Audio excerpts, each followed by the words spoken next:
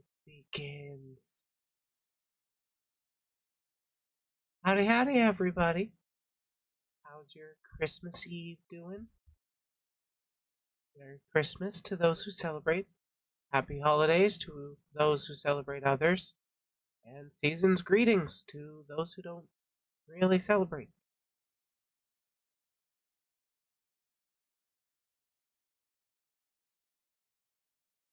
Check out that new background. I am liking it.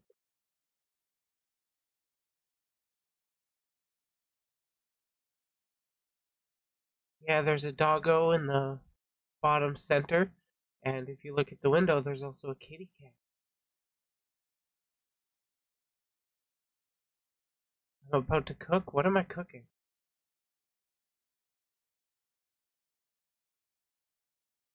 What am I cooking?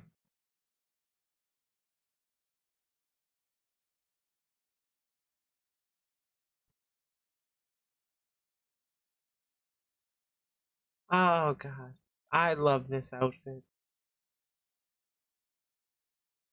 I love this outfit a lot.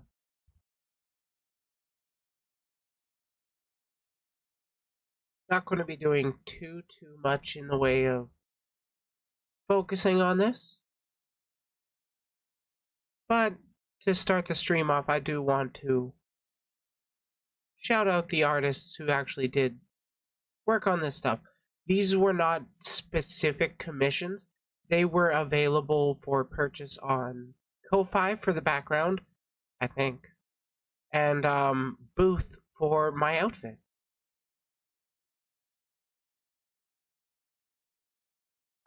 For starters, the background was done by, switch tabs from there. Background done by Cynique. They have a card that is linked in the description here, and they've got their portfolio linked. They've created quite a fair bit of stuff, but the one that I'm currently using, this background caught my eye, and I was like, I want to use it. So I gave them $10 US, and now I'm using it. Yeah, I'm taking my steps towards becoming a full-on mecha pilot.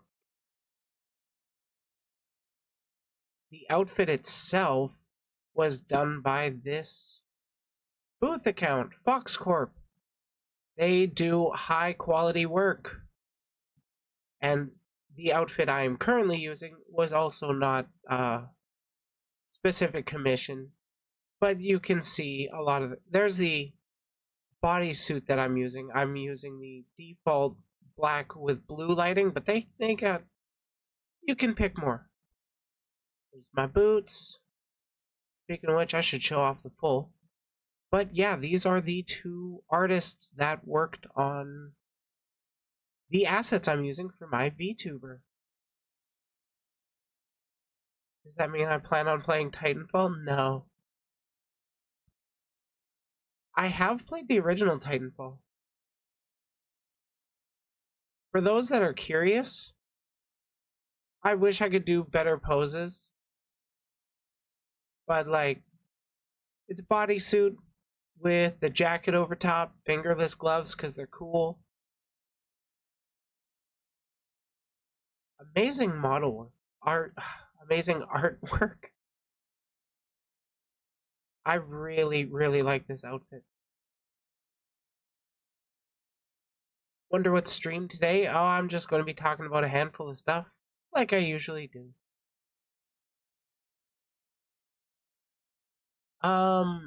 Something that will be coming up. I'm thinking I might do this for New Year's stream, but I'm finally going to start building a specific model kit from Gundam that I will be customizing on stream as well, which will turn into basically a Gundam Girl version of this avatar. It'll be like power armor kind of thing. But that's basically what my rebrand arc is going to be essentially.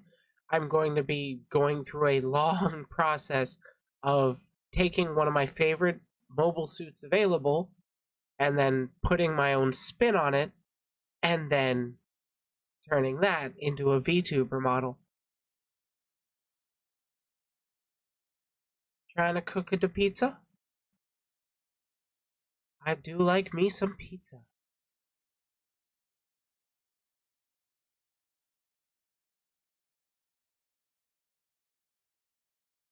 What do I want to get into first when I start talking about stuff? Not quite sure. I kind of want to hold off on talking about JoCat for a bit. See if more people are wanting to trickle in and listen. But to me, like, the JoCat is probably going to be the biggest segment. Not in terms of longest, but it's kind of got the most weight behind it for me.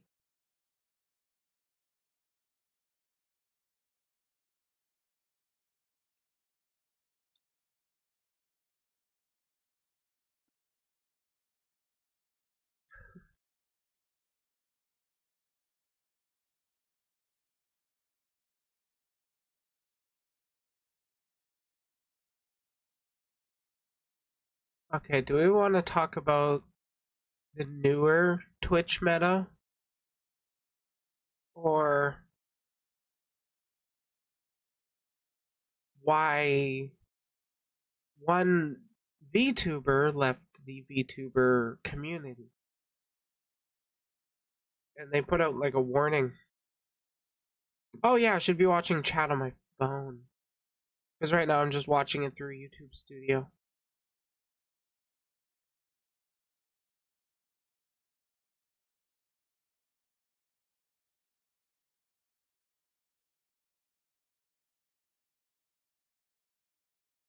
I personally kind of want to start off with watching a video.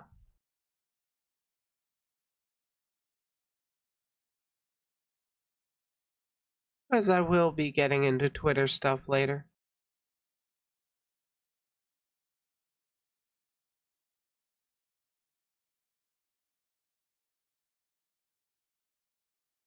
Cutting out a bit? Oh, god damn it.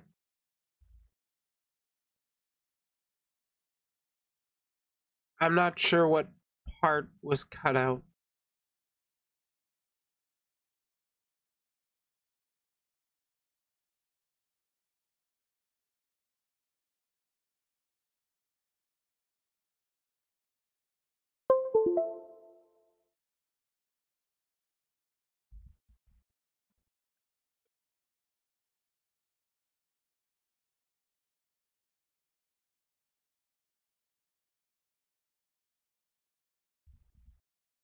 There, set that up so that's... Now I can actually watch chat without having to watch my OBS constantly.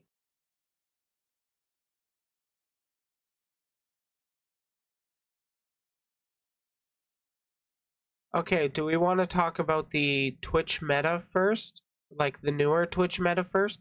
Or, a warning about the VTuber community?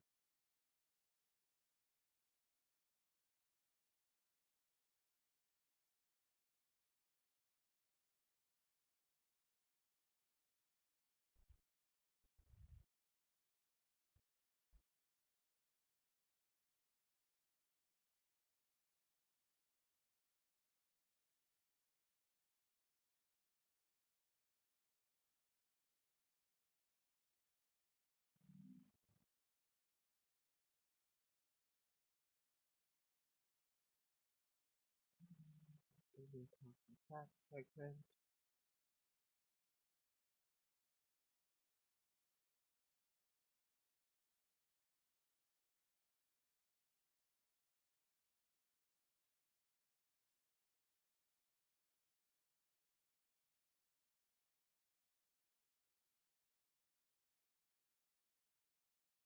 Wait, where was that one thread I was going to talk about?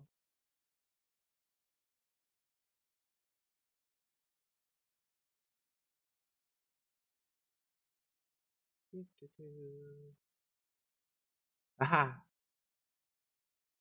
I found it.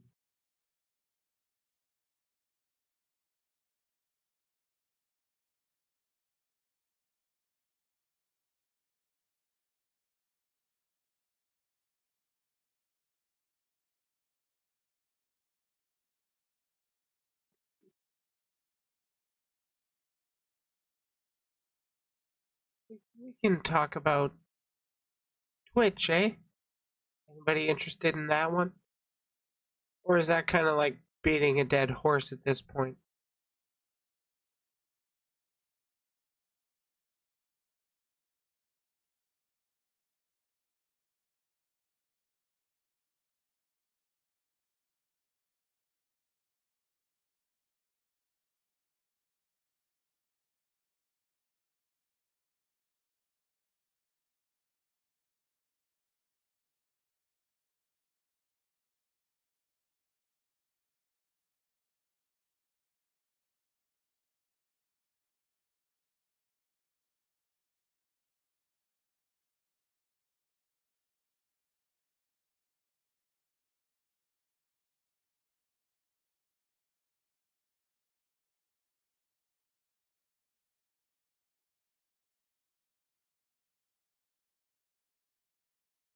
You know what? Let's start off with Twitch.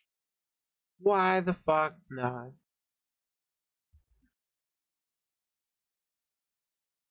Oh, actually, before I start talking about Twitch, I want to confirm when I put out that video.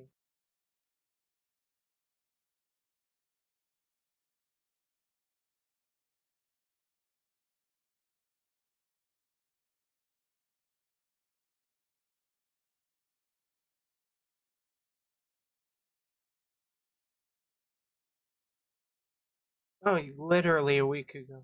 Okay, cool.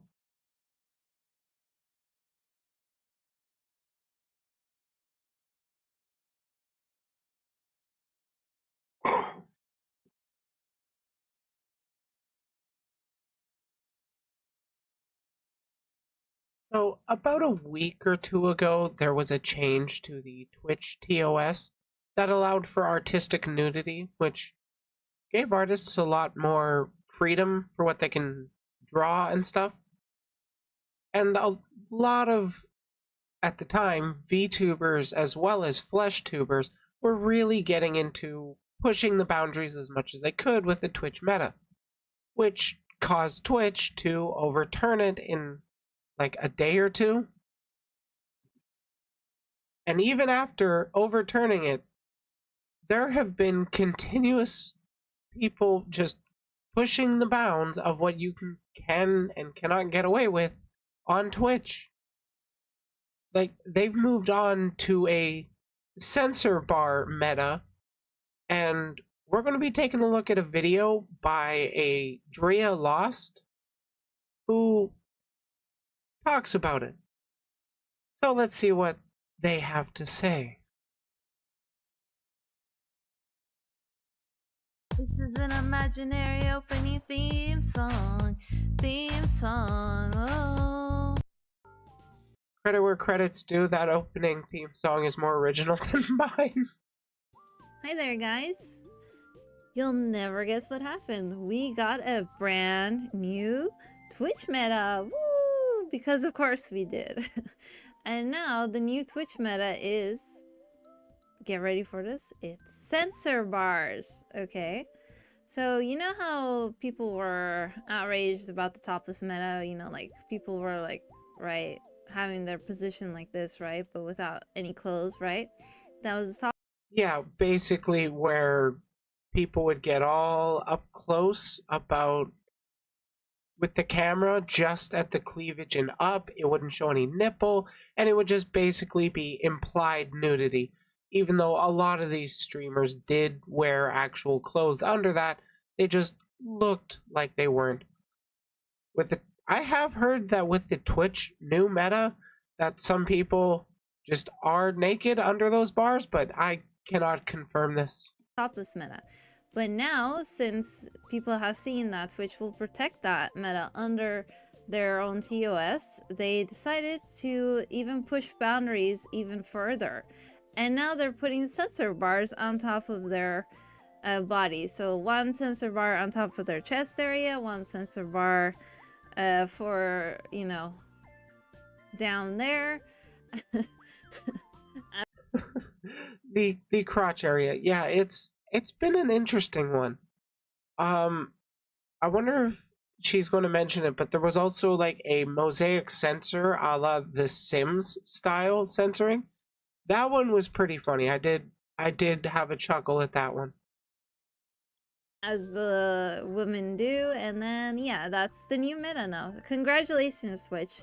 Your wish to become a Twitch fans place, you know, an 18 plus place without being an 18 plus website or streaming platform in the first place has come true. Congratulations. I hope you are so happy and waiting very, very patiently to see even more stuff happen, right?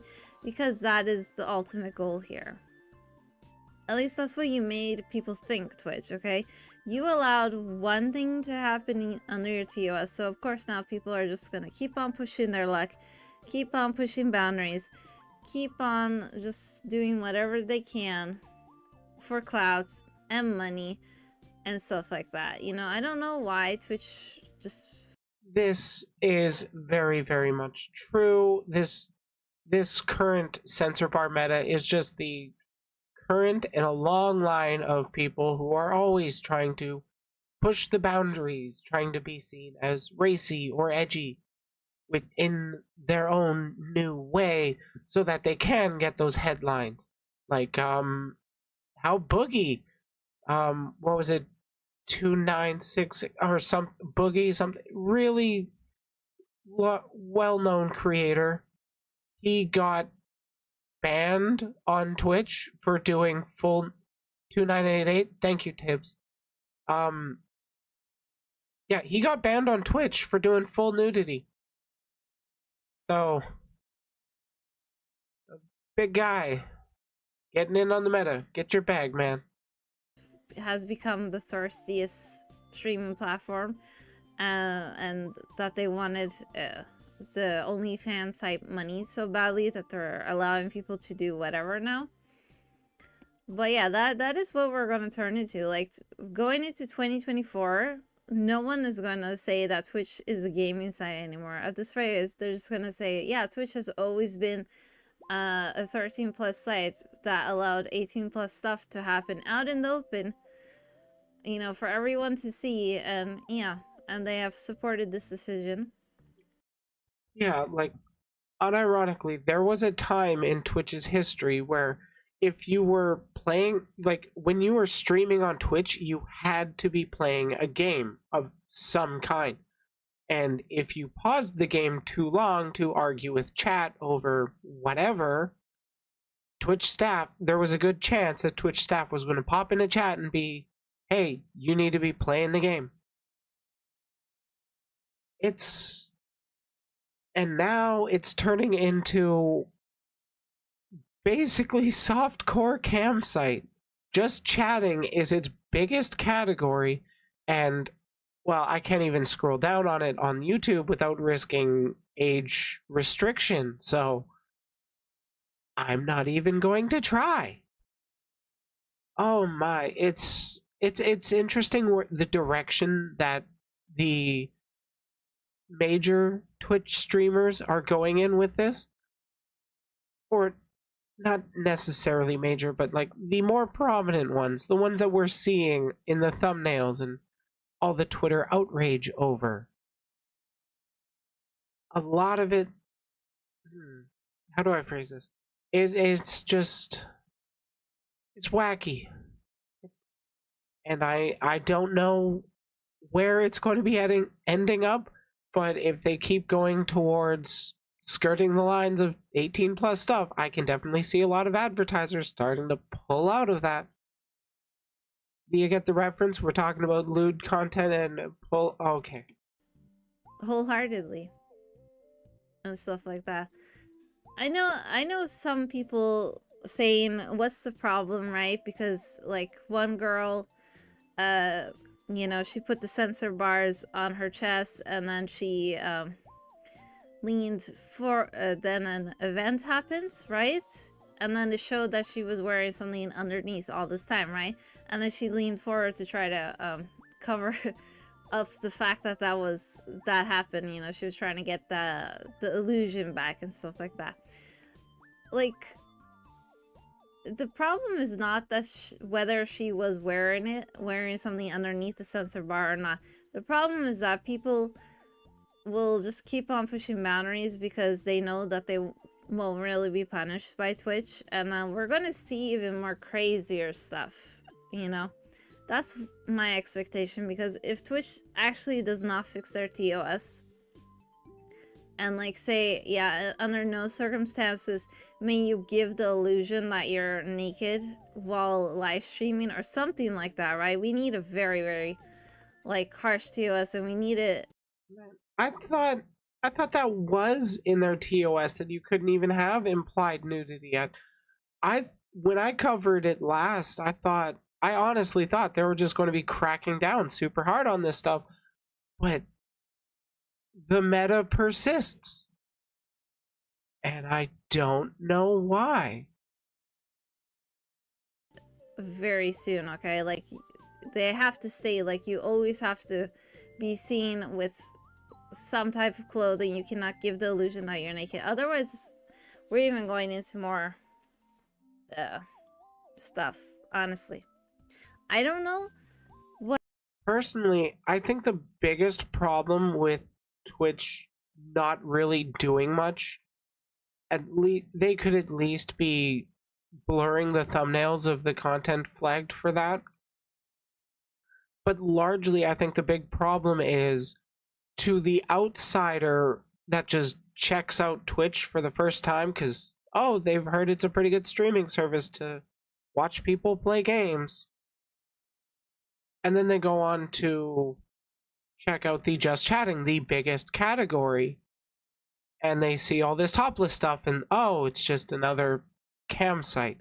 Except this one's softcore, and sometimes you see people playing video games. It kind of dampens the impression of all the creators on that platform if the most prominent ones are exhibiting, let's call it, problematic behavior. What else will happen? But I do know it will happen, because there's a lot of pioneers in Twitch. Okay, let's be honest. There's a lot of pioneers. They think outside the box. They're all like, I will push this boundary as much as I can. No matter what, I want that clout and stuff like that. So I don't know what they'll come up with, but they will come up with it if nothing changes from Twitch. And it took them, like, what? Even with changes from Twitch, they will still be trying to push that boundary. That is something that we just can't avoid. It's just something that we should be definitely keeping in mind to mitigate for advocating for whatever we would want to see for the Twitch TOS updates. 2 to 3 days to say anything. They do actually plan on adding blurring thumbnails later in the future. That would be a good step. That is something that they should have considered when they allowed artistic nudity with specific tags. About topless meta before they took it under their own TOS umbrella and, you know, like, made it a thing. So who knows, maybe they'll also be all like, yes. So we just added to our TOS that censor bar meta is also a thing. Yes, we encourage this. No problem, as long as, you know, you guys are wearing something under it. We're fine if you put censor bars on top of your chest. And God, and it gets so goddamn blurry with VTubers, because, like, I could be literally naked right now and you'd have no idea. But you do have an idea, because I'm telling you, I'm in my Snuggie. It's comfy. But I forget what I was going with this.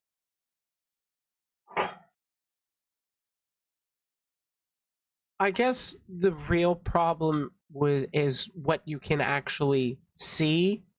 And with VTubers in specific, you see a fully clothed character.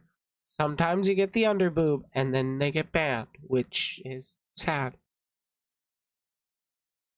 But largely, I don't know. I just think that you should probably be avoiding adding implicit phrasing it like that could actually curb dirty jokes. Not like dirty jokes. I don't know. There's something different about it being like visually sexually suggestive.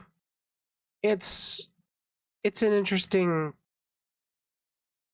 topic of conversation, food for thought kind of thing.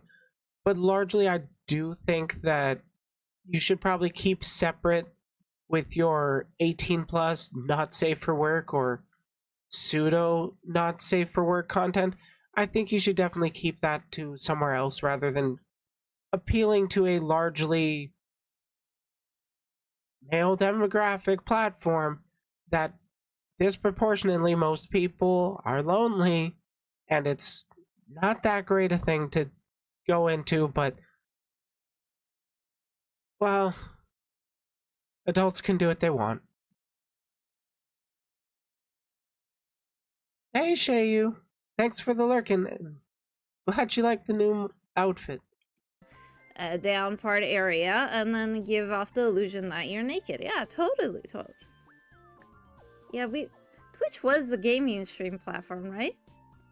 Did we all just dream that it was? Because it's really feeling like we all dreamed that it was. And yeah, Twitch was actually always an 18 plus site with a 13 plus age registration, honestly. Yeah, it's not like it's been entirely what's it? It's not always been exactly a safe space for minors, but it hasn't been directly often a avenue for those vulnerable minors to get into something worse. The new meta is kind of trending in that direction. At least that's the kind of thing I'm getting. But if you want to catch the rest of her conclusion, definitely check out the video. I will be linking it in the description, and I've been liking her content. I've been liking this video. I'm going to catch the rest of it off stream, and I suggest you guys check it out as well. But largely, the Twitch meta, it's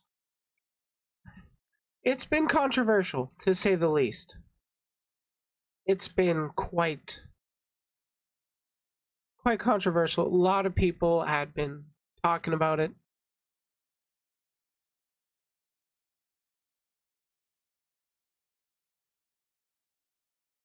On one hand, I hate the fact that Karen's just letting little Timmy loose on the internet and expecting the internet to raise Timmy. On the other hand, those kinds of parents tend to be right-wing, and I like the fact that young people are getting radicalized to the online left.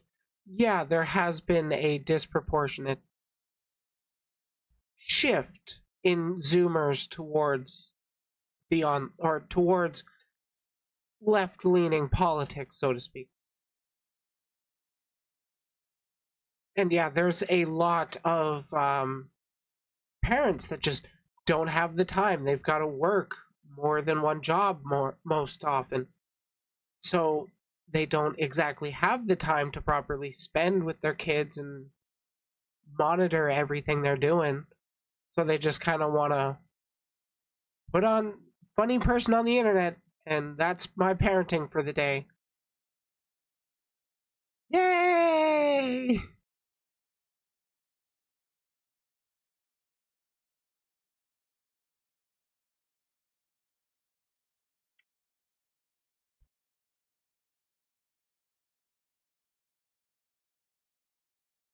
Well, that was a fun little segment to start off the stream.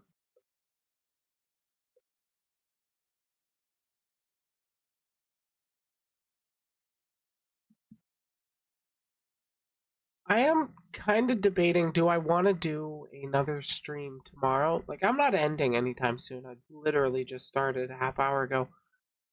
But do I want to do like a casual kind of gaming stream tomorrow? That might be a fun thing to do.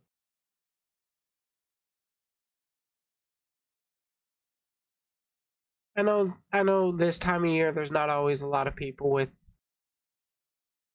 events planned. So maybe you could go enjoy your Christmas. So my Christmas was supposed to be like a family dinner get together thing this last Saturday, like yesterday. And well, my partner and I have been sick for like the last week, and my partner didn't have, like, they couldn't speak. Hey, Nessie. So we kind of postponed our family Christmas till the 30th.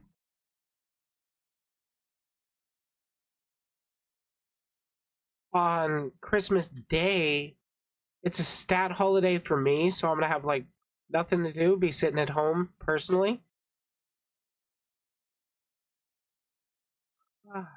Still feeling the symptoms, like the lingering symptoms.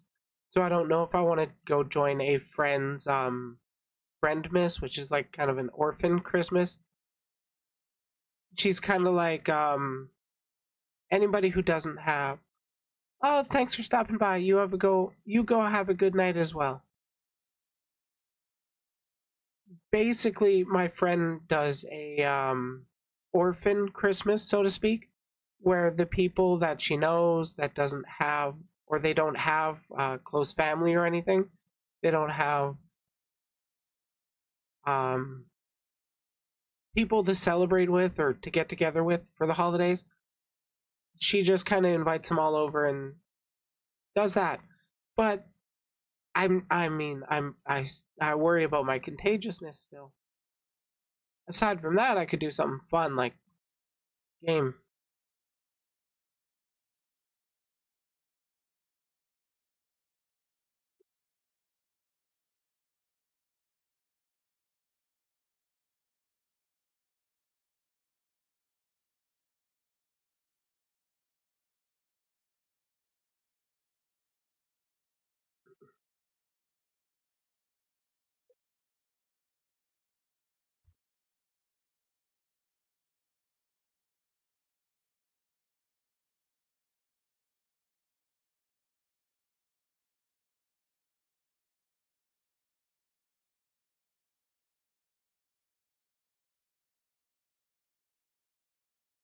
Let's see.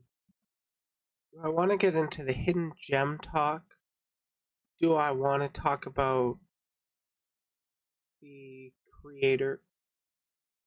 Wait, yeah, creator of Gundam and his thoughts on Disney's movies? I definitely kind of want to save the JoCat stuff for last.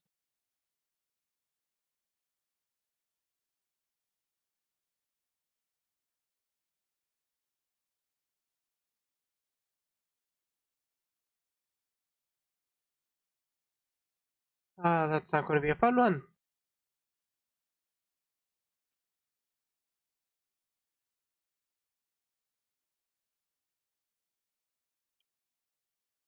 Wait, what movie? Um, the creator of Gundam was in an interview and shared his thoughts on modern Disney movies.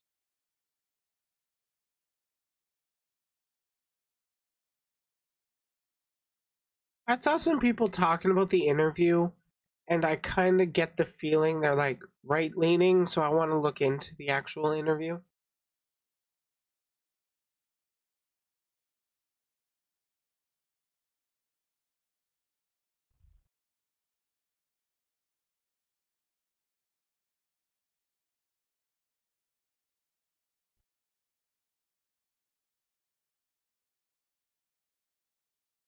You want to hear about the Gundam stuff?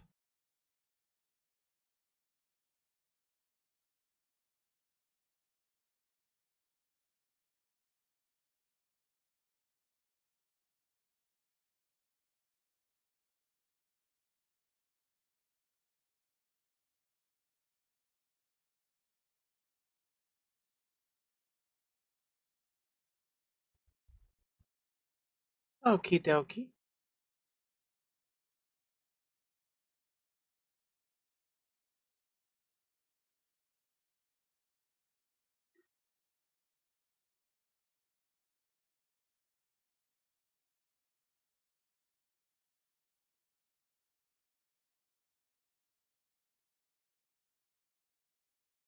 So I had a tweet catch my eye. A tweet by a internet tabloid? I don't know how to describe them. Have you guys ever heard of Niche Gamer?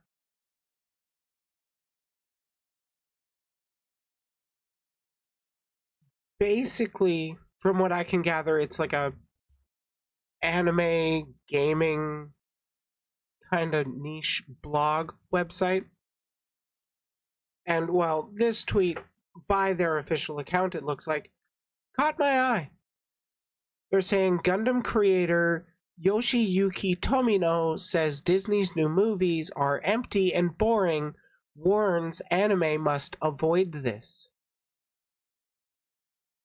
So we're going to go look into this a little bit because I happen to be a fan of Gundam.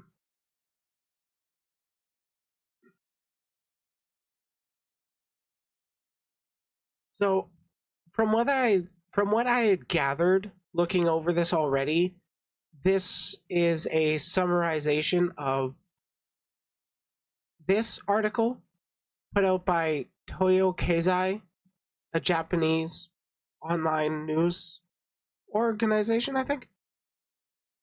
Excuse me. So rather than go through Niche Gamer's article specifically, I kind of want to browse through this before going through their article. Let me guess, blaming the queers? I don't know, actually. I haven't read through this all yet.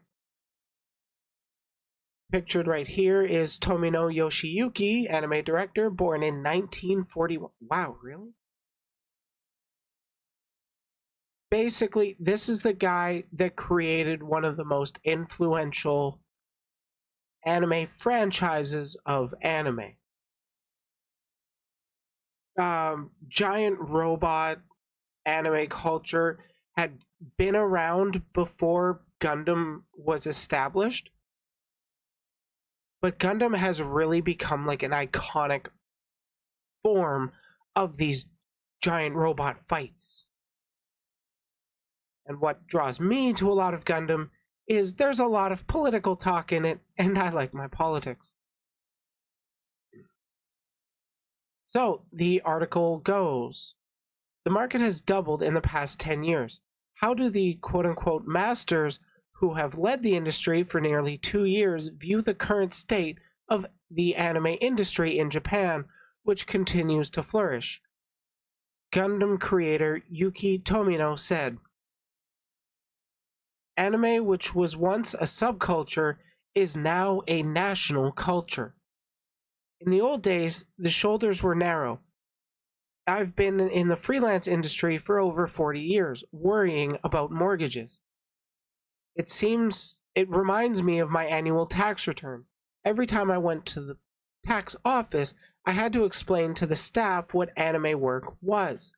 Please allow me to pay for movie tickets as an expense. Why? Because if I don't watch the movie, I won't be working in anime. Huh? What is anime work? I've been asked this question for nearly 10 years.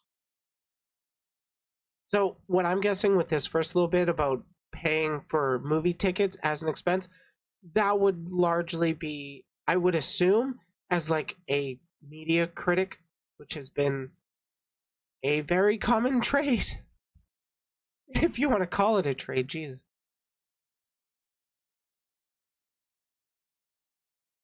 But now I don't get ridiculed by the tax office. From that point of view, I am very grateful to the improvement in the social status of the industry today. It is true that the anime industry is flourishing. However, it remains to be seen whether this situation will continue in the future.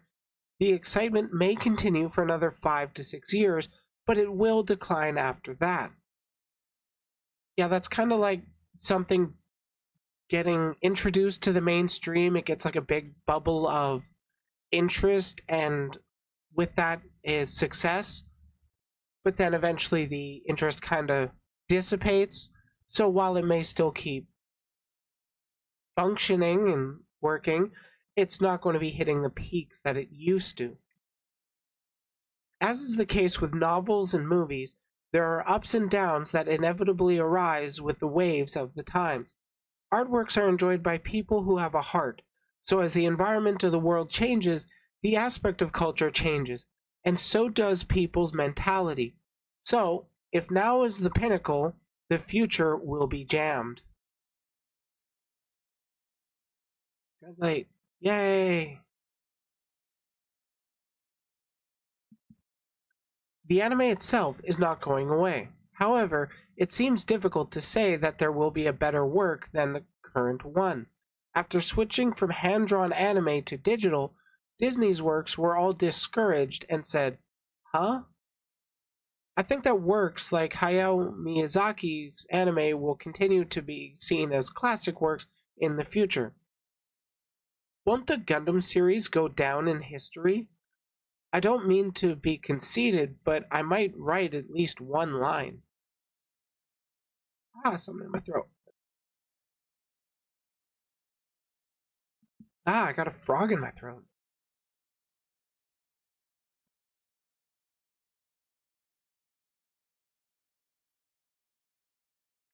I should have, like, tea with honey or something.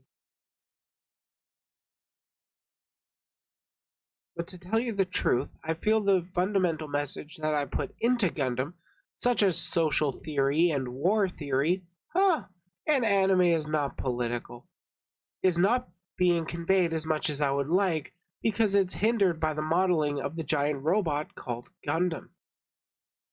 Children like dinosaurs and giant robots. Gundam is an extension of this taste. Reluctantly, there is a part of me that has been supported to the mecha fetchy, nailed it, who has a narrow perspective. If you look at the works alone, they can't match the popularity of Chibi Maruko-chan and One Piece.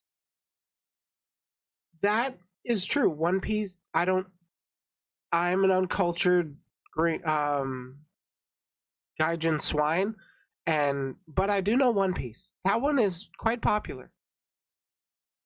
That's a very cute picture of him. I like it. He looks happy. The human power to identify fakes. The application of AI to production is progressing. Will anime jobs be taken away in the future? Go player, for those that don't know, Go is a board game popular in Japan. Go player Soda Fuji, nailed it, once said something like this: when I was in junior high school, I played AI software for Shogi, another board game, and I thought it was very strong, but there was something suspicious about it, so naturally I got into the habit of thinking for myself. The amazing ability of human beings is to have a sense of discernment of something different, end quote. Dude has nice drip. True. Challenging Vosh for best drip.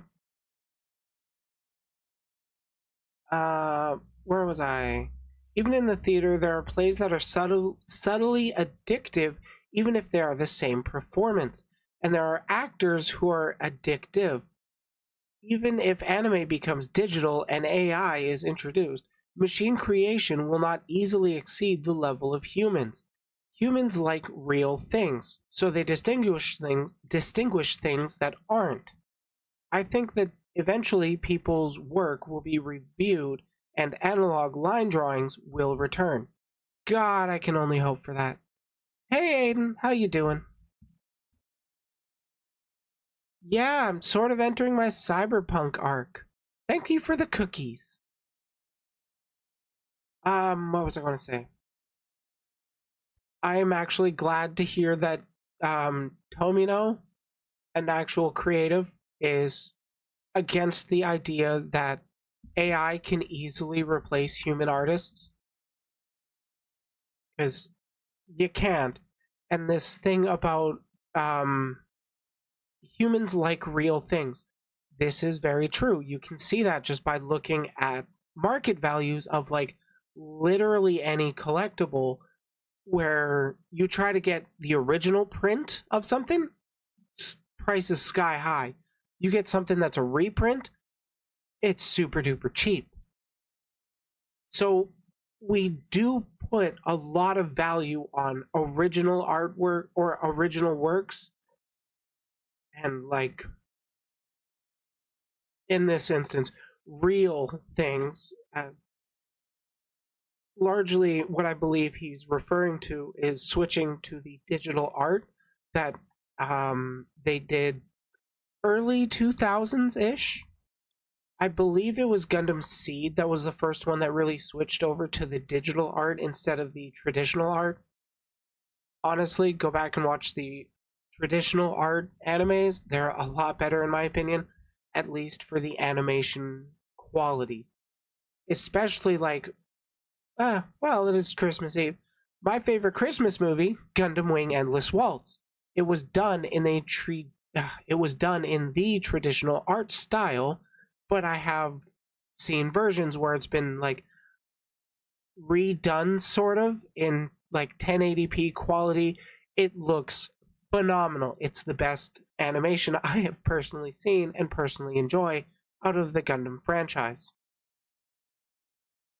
Translating. While the anime market is expanding, it has been pointed out that profits are unevenly distributed, such as little return to production sites. I wonder where that uneven distribution is headed towards. Definitely not the workers. In fact, the people who make the most money in the industry are not the production companies or the investors. The people who do make the most money in the industry are not the production companies. What? Oh, it's the company that distributes videos. Oh, the middleman. Are those so-called platformers really paying for intellectual property rights of the works? That's what I'm most concerned about. I used to think about how to make sure that we don't take away our profits from those who have created such clever systems to lock in users and prevent them from escaping. The only thing I can think of was to charge for radio waves themselves. I don't think that's science fiction. Charging for the radio waves? Like, charging for plays? I don't know. So the production site remains struggling. However, I would venture to say that I think people who are in a creative position should leave it as it is. It's been a year since the workplace moved to a new building in Ogikubo as part of the organizational integration of the Bandai Namco group. But I don't think it's a good environment for creating new works. That is unfortunate. We should be giving people creative location or good environments for creating new works. You want to let your artists be able to flow their creativity juices, and I don't just mean that in a sexual way. This magnificent building has been completely digitized and has too much air conditioning. It's the same boring work that Disney's digital production system produces today. If you're a creator, you have to be crazy, spiritual, earthy, indie. If you can make an indigenous work in a space where the air conditioning is completely controlled, I think you should make it. When I look at Machiko Hasegawa Saze-san, nailed it. I smell it must have been drawn in a workplace where the wind was blowing pew pew when manga began to appear in a post-war life. I think it's more dangerous to lose that smell. I would have to agree that you kind of want to let your artists be grounded in the world we're in rather than just putting them in a box with the same stale air, working on the same stuff over and over. That's not how creativity flourishes. The most important thing for a producer to pay attention to is to give them a place to make the most of their race as an artist. It is not as simple as spending money to provide a high-rise floor for your workplace. I think it's a shame that salarymen who don't know the practical aspects of manufacturing can manage creation, so the producer is the creator. That is often true in many industries where there's people that don't fully know what goes into the production of their products, but they're managing the entire project, so to speak. It leads to mostly unreachable deadlines, overbearing work paces, overbearing workloads. It leads to a lot of problems. That also end up leading to burnout. And when artists get burnout, they don't produce art anymore. Sometimes takes a very long time to get past that bit of burnout. CEOs don't know how to work below them. Yeah, pretty much, yeah.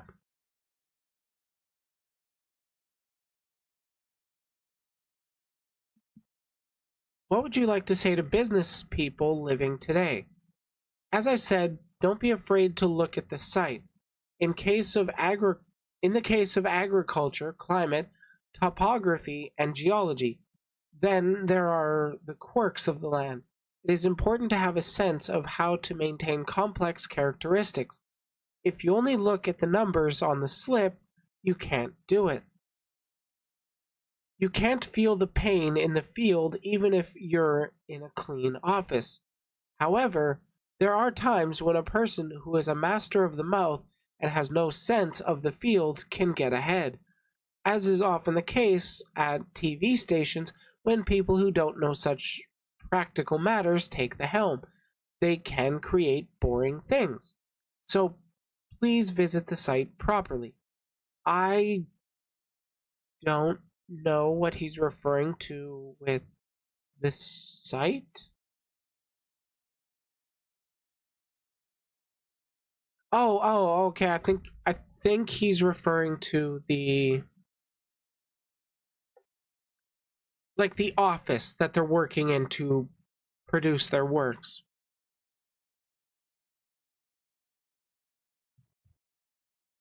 I'm just glad to see that Tomino actually acknowledges that creators need to create.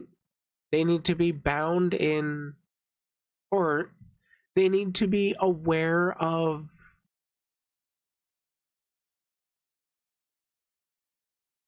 the world they're in. If you don't really know how to properly describe a world, how can you convey that through the art you're trying to make? As a specific example, I'm going to talk about writing for a little bit. To be seen as a good writer, it's not just about grammar, but that does help a lot. It's also about describing the feelings of either whatever you're writing about, essentially. Like, how was I going to put this? Like, you want to be descriptive regarding the smells of the room when you're establishing a new room, the different sights that the eyes take in. It's a lot different than manga or anime or other cinematography in general. But there are still things that I can't think of off the top of my head that you kind of need grounding in reality to help convey the story you're trying to, and help people with their suspension of disbelief. Because if you go too far with your suspension of disbelief, where things just seem wrong and out of nowhere, people aren't going to buy into it. Though people do love to buy into the 25-foot tall robot suits that could not work under gravity, but they look cool, and that's why I buy their toys.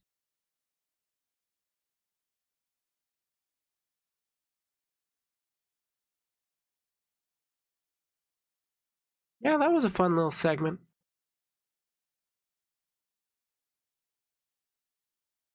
How long did that one go? I don't care, I'll check later.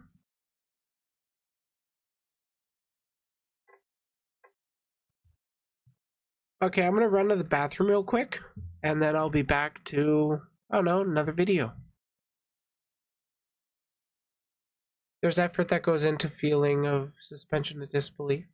Yeah, like suspension of disbelief is a two-way street. It's not just the creator trying to suspend your disbelief, it's also the user, whoever's engaging with the media. It's also got to be a willing thing from them to suspend their disbelief, and people are more willing to with compelling writing, compelling characters, compelling situations. Anyways, I gotta be right back.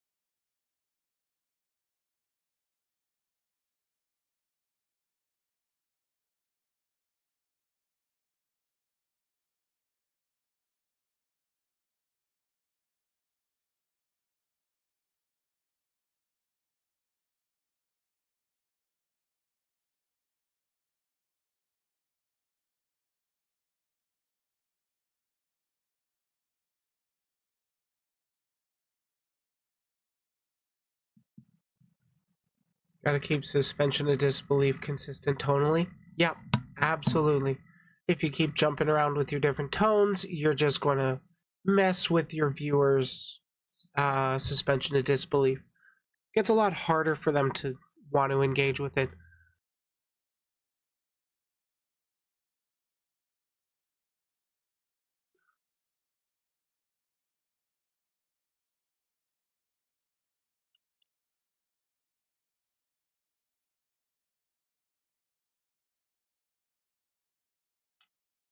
Just a quick step away.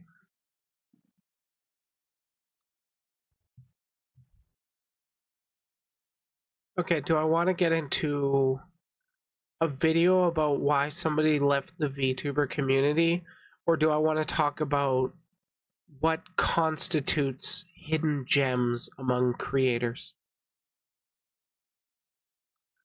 Because I want to talk about both of those. I don't know which one first.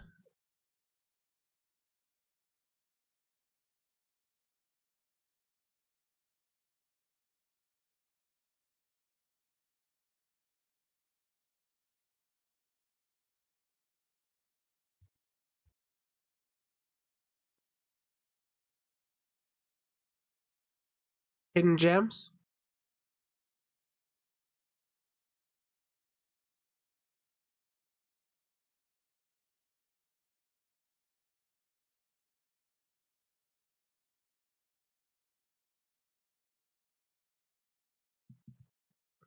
I think we can do that.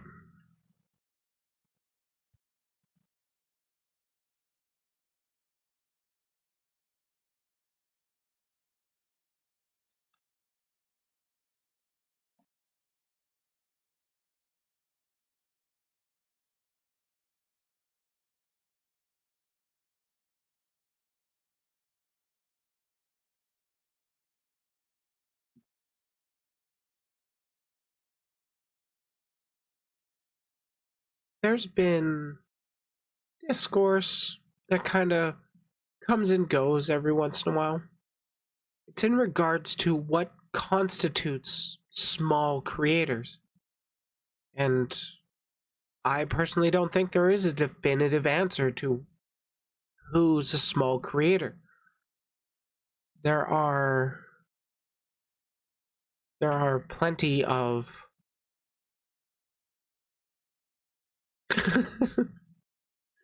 careful to boop that button. There are plenty of creators that average 100 to 500 viewers. Like there's a big sea of them, to be honest. There's even more creators with far under that. But do they really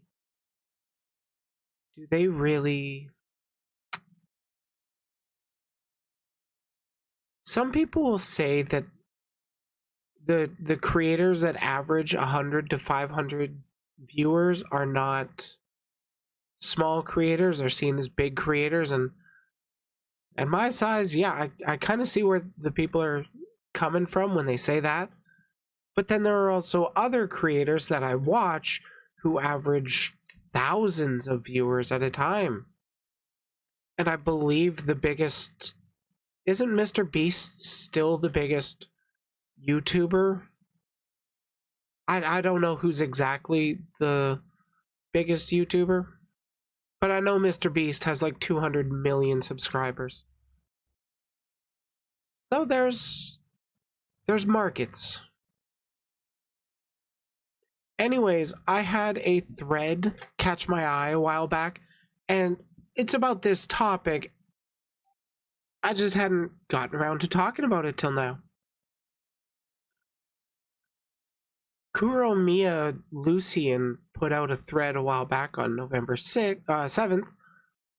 Not to be salty in the morning, but 100 average VTube. I'm guessing, yeah, this is 100 concurrent viewers kind of thing. 100 concurrent average viewers, VTubers are hidden gems. The sea of 100 to 500 average people gets crap from both sides constantly. We can't reach out to our 1K plus friends, and a ton of our under 50 friends feel the same with us. You get put on a pedestal by lower average viewers and creators, but really established streamers have no clue who you are. I know it seems like a cheap, whiny post, but bookmark it for when you reach the numbers you think will bring you happiness, because they won't. If you focus on them, it will always be frustrating, no matter if you look up or down. Tibbs, you know of this person? I do not. But I see where they're coming from with this tweet. Because, like, I'm an average 6-7 viewers streamer right now? Definitely in this small streamer category. If you compare that to Twitch streamers, I'm above the average on there. I'm pretty pog. But yeah, I constantly find myself finding new YouTubers. Like, this thread, I believe, is specifically talking about like Twitch streamers, but I think it can broadly apply to multiple platforms. I personally just talk about YouTube mostly because that's my wheelhouse. It's what I like. But there are situations where it's like there are people who currently look up to me like that, where they think that I've got all the things going for me. I've got a, all things considered, successful YouTube channel. It just keeps growing. I hope I hit YouTube partners soon. But, and then there are other creators that I know of that I've had some interaction with, but I'm hesitant to keep pushing for it because, well, you don't want to be seen as a clout shark. And even if the bigger creators say, don't worry, I don't see it as that, you still got the voice in the back of your head saying, but what if they do? What if they secretly don't like me?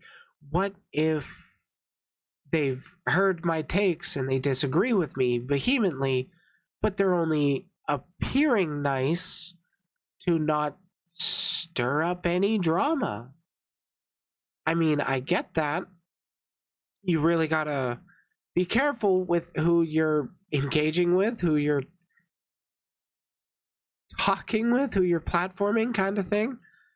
Because, well, some people will turn around and block you and make a call out thread on Twitter.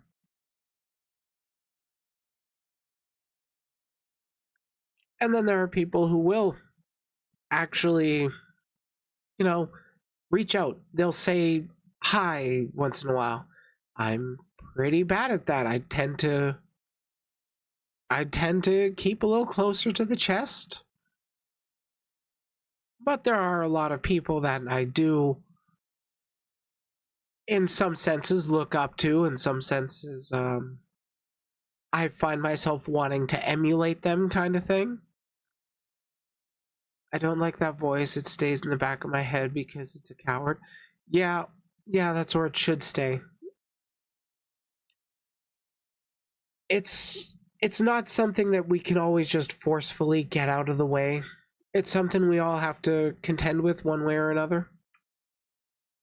Whether we're creators or viewers.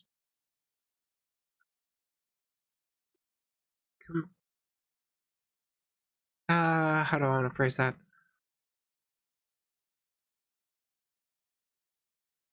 It's an interesting phenomena. I've heard more than one quote-unquote large creator that, or more than one large creators that have said things along the lines of, the bigger they get, the lonelier they feel.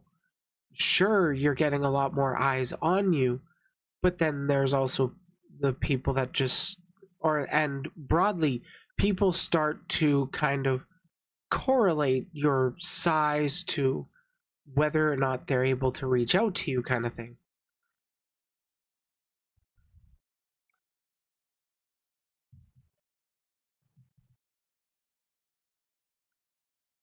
And then you throw in the issues with, like, controversies and call-outs, and that also really makes you second guess reaching out to other people. Like, oh, do I really want to collab with this one pretty cool person? Because I got some haters that are following me, and I don't want to give them death by association.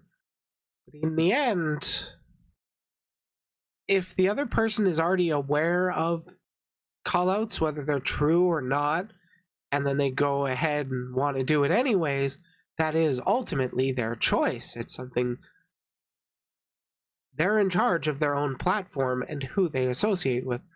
So it's a weird subject, at least in my opinion. I do think we're talking about what kind of constitutes small streamers and the what, how do I say it, the dynamics between dynamics of conversing between large and smaller creators, like how some people will see smaller creators as easier to talk to because they feel less intimidated by a platform, and the ones that do have the bigger platform tend to get a little isolated because people get nervous. They worry about what this large public figure has to say about them. Yeah, and what constitutes a hidden gem? For me, oh god, there are always parasocial relationships. They're worse with VTubers. It's so great. Um,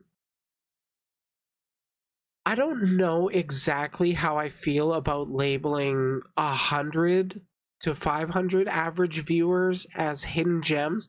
I definitely get the argument where they're coming from, that there can be tons of 1 to 2 to 400 average viewer streamers that you just don't know about because that's how big the internet is.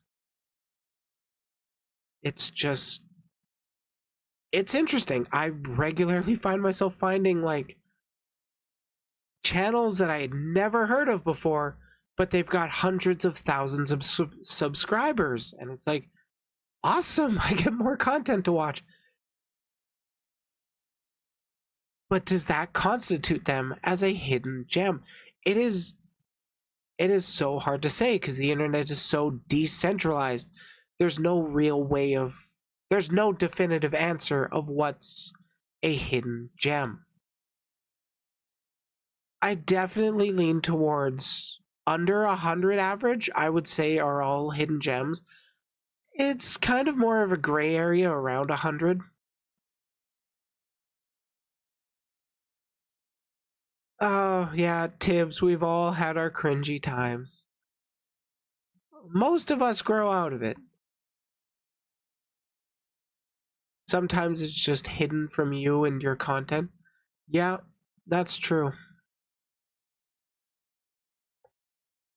Sometimes it's just the algorithm never happened to show them to you, but it could have been really great content for you to check out, stuff you might really like. YouTube's suggestions are not always perfect, but they have been helping me find new creators.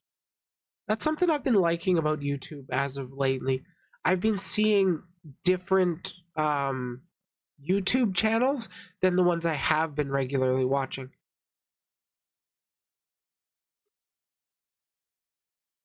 Yeah, like literally, it is an arbitrary term. It's a subjective definition, in my opinion.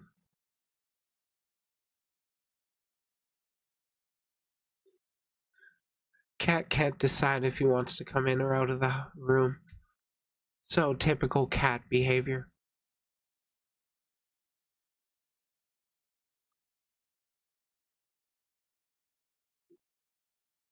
Yeah, I'm not really sure what else to add on to this segment.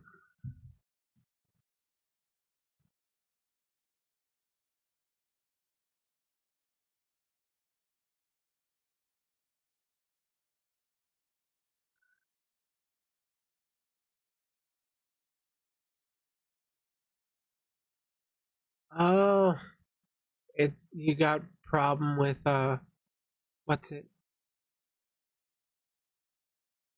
It doesn't recommend you enough long form content. I actually kind of think I've been kind of having that issue, mostly because a lot of the creators that I do end up watching aren't making like long form podcast style content. I want more of it, but I haven't been finding the coverage of topics that I'm kind of interested in. I want more variety of video podcast style content. That's part of what got me into doing my own content this way. Be the change you want to see in the world, right? And well, I do longer form content of talking about the stuff I'm interested in. Seems to be working out.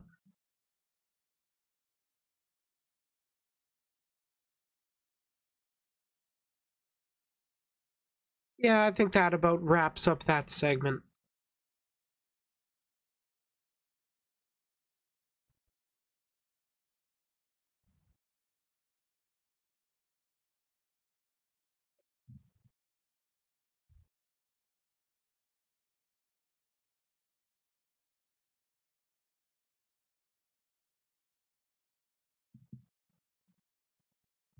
Oh, we still got one more segment before JoCat.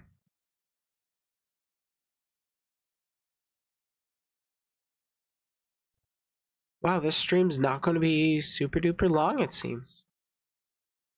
Fine by me. My voice is kind of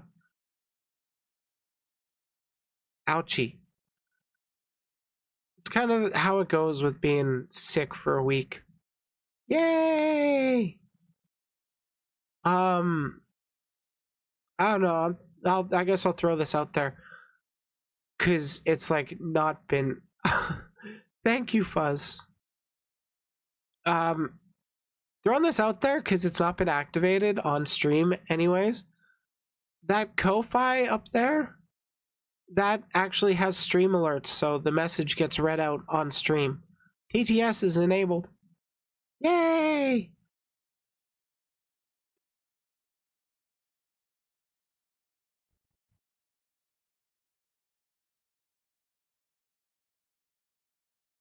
Okay, let's get into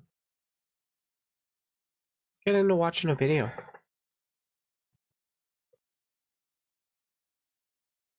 Love that easy content.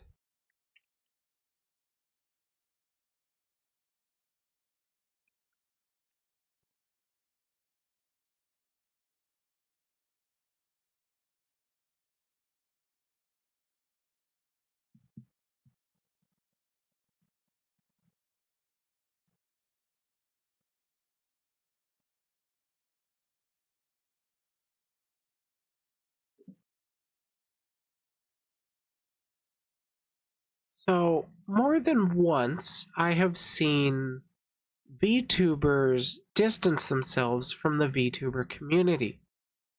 By distancing themselves from the VTuber community, I largely mean from Twitter, where they're where they're trying to do their best to disassociate from the Twitter culture of VTubers. It has been bumpy. It has been wild, honestly. A lot of people have been saying things along the lines of VTubing was a lot more fun and wholesome last year. And largely, I think that's a product of VTubing becoming more mainstream. As it becomes more mainstream, it just kind of dilutes further and further.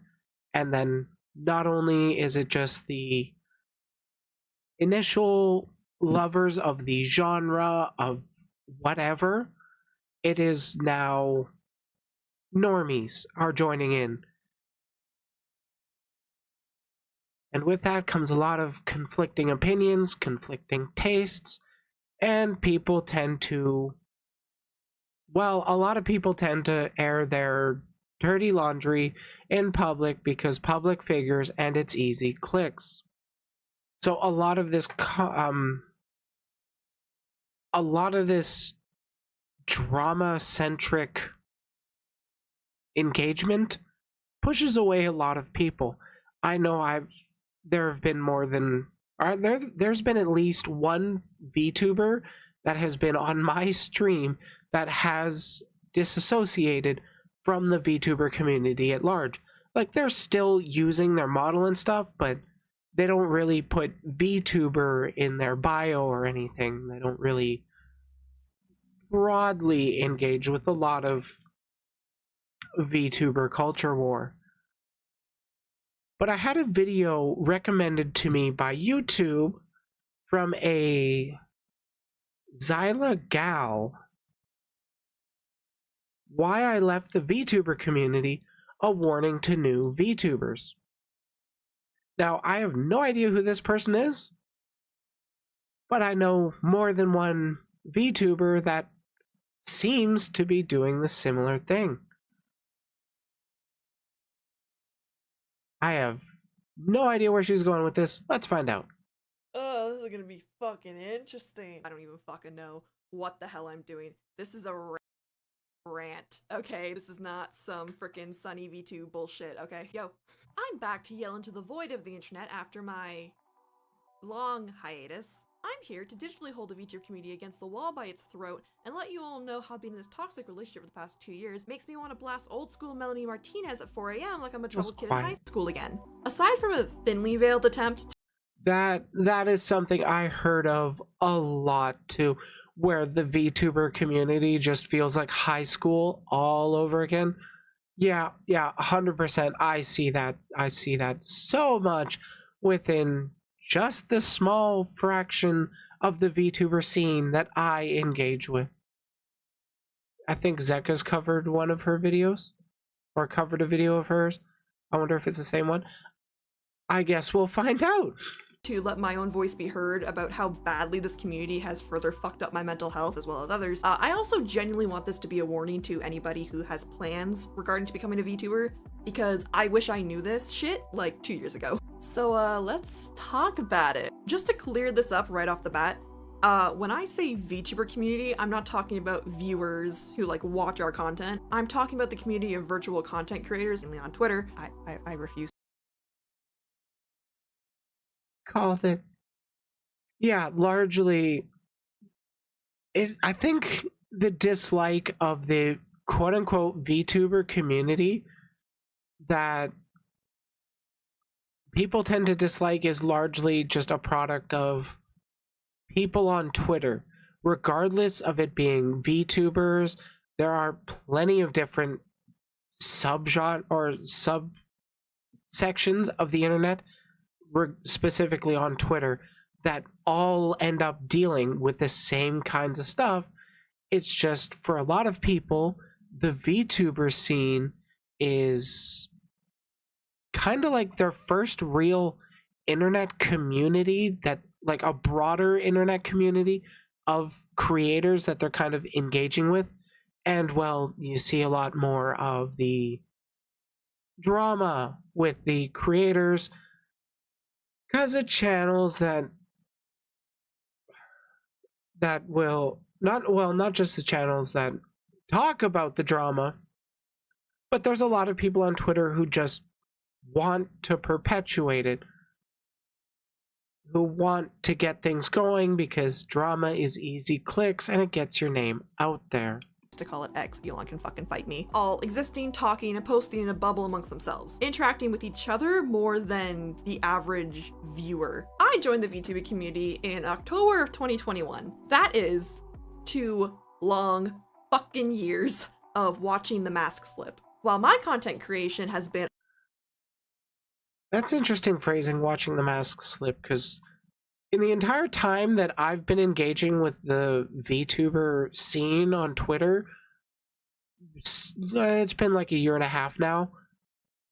It's like always been majority are creators interacting amongst themselves. It's kind of like LinkedIn for creators, where you can engage with that. You're more than like with Twitter, you're not going to be growing your platform from Twitter specifically unless you get like massive on Twitter, or like people just constantly talk about your content and that drives new people to check it out. Algorithm pushes it out because it starts having a bunch of new people checking you out. It snowballs. But largely, Twitter tends to stay on Twitter unless people bring it off of Twitter, and it's very hard to do that organically with fans. I do have people that pop up in my chat sometimes that also sometimes comment on my tweets, but largely I don't interact with viewers on Twitter. It's largely about interacting with other public figures. Yeah, well, I don't like Elon at all either, and I refuse to respect his platform. I've never respected Twitter. The content on Twitter is mostly VTuber trying to attract other VTuber. Yeah, like I noticed that within the first year of me doing that, of me engaging with the VTuber community scene, whatever, I was going along with the trends and whatnot, trying to get noticed, and then I realized the majority of interaction that I'm getting is with other creators, and the most other creators don't really have the time or energy to really dedicate to being dedicated viewers of me. So I largely don't promote my content on Twitter. I just shitpost and talk shit on there. I let YouTube promote my content by uploading daily. That it's working. On and off throughout the current length of my streaming career due to health and schooling complications, I have always done my best to stay involved with the community itself, up until recently. They made me feel included. They were always boasting about how they wanted to shout out new VTubers and give them a platform, and how they supported minorities, and how they were boasting about the community was so open and caring, and, you know, all this amazing stuff. Just to realize that it was all fake, a ploy to use as many people as possible in order to climb the chaotic Jenga tower that it is to be a successful VTuber. Long story. Yeah, I've also seen that within the VTuber supporter scene, where there's been a lot of people that are like, hey, I want to promote small creators, I'm happy to I'm happy to share my platform, and then they get like a decent amount of notoriety, and then they're like, well, I'm gonna step down as a VTuber supporter because reasons. It's shitty. And largely, you don't know the other people's intentions, so you can't even really call them out. It's a fucky wucky situation. Very short, this community doesn't care Welcome to the internet, sis. Sorry. who they need to step on or step over to get more followers. Now you're probably sitting here going, but Zyla, that's the internet in general. And yeah, you're right. How did she know? How did Zyla know? But the reason why I'm pointing this out is because the VTuber community has itself up on a high horse. They're claiming to be the exception of this bad behavior when they're actually the example. They're claiming to be the exception of it because they're like a new... It's a new thing that's still growing, so they're just now starting to have the track record of being not the best. Get further into this, I do want it to be known that I will not be doing any name dropping, going into specifics on certain VTubers or events, for examples, because this is a community issue, and I don't want to single anybody out. So you will have to take all of this with a grain of salt. You know, this is my experience, yours might be different, that's understandable, whatever, we good? So let's just get into like the overall entitlement issue. I know it's been said before, but I do genuinely think a very large part of the community has this idea that if they spend a lot of money on a hat, bro. That if they spend a lot of money on a hot-ass VTuber model with big booba, they would be an instant success. There is a very, it's so goddamn common in the VTuber scene that, like, they think all they need is eye-catching model and they hit the big time, when in reality you need to be actually entertaining. You need to actually produce a kind of content that people want to stick around for. Completely tangentially and like unrelated to the point going on, I just can't stop really thinking about it. I love how expressive Zyla's model is. It's just awesome work. Well, Booba and VTuber is synonymous. Yeah, I'm not I'm not innocent there, especially with my new outfit. You know, thousands of views, subs, diehard fans, and being set for life, even if they deny it. That's what they thought. Now, of course, there's nothing wrong with wanting to do content creation as a job, but you need to be realistic about it. And a lot of VTubers just aren't. Between you and me, they seem a little bitter, actually. Little information about me, I personally became a VTuber because I was fucking lonely. I was in a dark place in my life, and I thought, you know, if I stream, I could force myself to play games, do art, the things I enjoy, while, you know, having some people around and not being alone. There are many such cases, honestly. There are quite a few people that have gotten into VTubing for that same reason. Streaming in general, actually. Me, personally, I was attracted to the idea of commentary content for a while now. And I had started two and a half years ago, where I started as a face cam streamer. If you look back to my oldest videos, there are still some of them, like, I didn't really put out content the way I do now, but there are still some videos that show my face, and I don't care. I just like the idea of having an anime character as the avatar. It's just fun for me. I like the different outfit, the freedom of the outfits I can have. I like the freedom that you get with designing your own character. That's just how I do it. But having like a $20,000 model will garner attention, but it doesn't retain that attention unless you actually have the content to back it up. You've got to be that entertaining personality to match it, to match the model in order to keep that viewership. I mean, look at Shy Lily. She had a pretty decent model to start with and started gaining quite a big following, mostly because she's literally an entertaining person to listen to. You know, a fun way to force myself to be productive again, and it worked for a while. Other people, however, it seemed that once they realized that expensive Vtuber model doesn't always equal success right off the bat, they suddenly got real fucking angry at anybody who was doing well. We're talking genuinely wanting to see people fail or get hurt. This is also common outside of the VTuber scene. You can see a whole lot of people that just simply enjoy watching prominent figures fall from grace.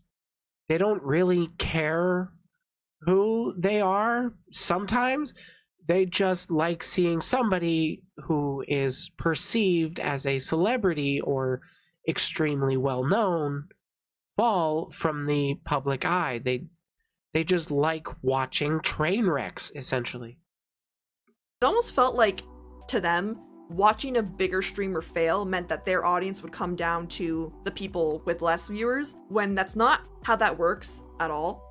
God, I wonder if anybody actually genuinely believed that, because that is some real Delulu thinking that, like, if I can cancel a bigger VTuber and get them off of the internet, that means there's more people for me to watch, or to watch me. And it's like literally not how it works. I kind of get the kernel of where it's coming from, that like as live streamers we are competing with one another of like, as we're live, one viewer can only watch one stream at a time, so to speak. Like, they can only really fully engage with one community at a time. So you are kind of competing with other creators while you're live. I personally don't deal with that competitive issue because, like, if whoever wants to join my chat while I'm live, poggers. But the majority of people that watch me don't watch my live streams. They watch the videos I put out during the week.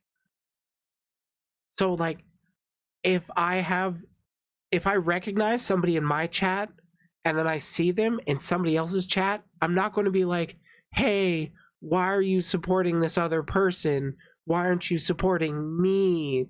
It's like, I don't care. I don't put myself on that high of a pedestal. I don't think that I'm very much worth the time. I just like talking on the internet, and if people want to listen, they can listen. If they want to go watch somebody play games, they can go watch games. It's not a big deal, at least to me. But to some people, holy shit. Still need a good personality and the drive to post content, you dumb. But really though, like, They actively hope that bad things will happen to bigger streamers. They'll go off on rants about how they don't think these people deserve the following they have. And you know, usually the one bitching about how unfair it is being the one who doesn't post content. That's some yandere behavior. Oh yeah, 100%. That is very yandere behavior. Oh, and she's about to get into the V-tweeter stuff. To other platforms or does anything to build their audience aside from bitching on Twitter. But yeah, and right there, that's basically what people call V-tweeters, who are aspiring VTubers, but they tend to put out more tweets than content. I also find it funny that there are people that call some specific VTubers VTweeters, even though those quote unquote VTweeters do a lot of streaming and put out a lot of videos. Sometimes when you hear the word VTweeter, it's just to say I don't like you. You know, I'm sure that has nothing to do with it. I've seen people go as far as to cry that big corporate VTubers are all assholes and terrible because they don't bring on smaller streamers for collabs. You know. I will say that's actually a safe bet for the corpo VTubers, the ones with regularly thousands of viewers. Because you easily can get a shit disturber to just ruin a stream, especially one that's backed by a fucking corporation that worries about advertisers. Oh, just let random people you don't know onto your stream and just hope that they don't do or say anything to get you in trouble with, oh, I don't know, Twitch, your partners, VTuber Corporation, your sponsors, you know. Yeah, you know, that sounds like a fantastic idea. I'm sure that won't backfire at all. I mean, let's just be honest with ourselves here. They usually stream with other big streamers because those people also have a lot to lose if they piss off the platforms they stream on. They can usually trust other big streamers to act professional, or at least what's considered professional in a VTuber setting, because for them, that is their job.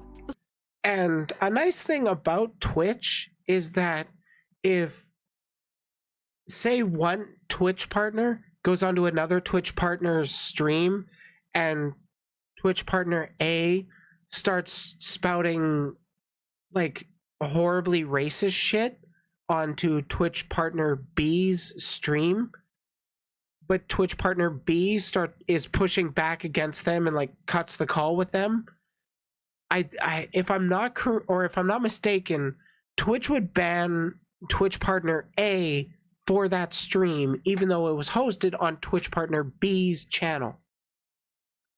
So like, they're coming down on deplatforming bad people in some respects, anyways. But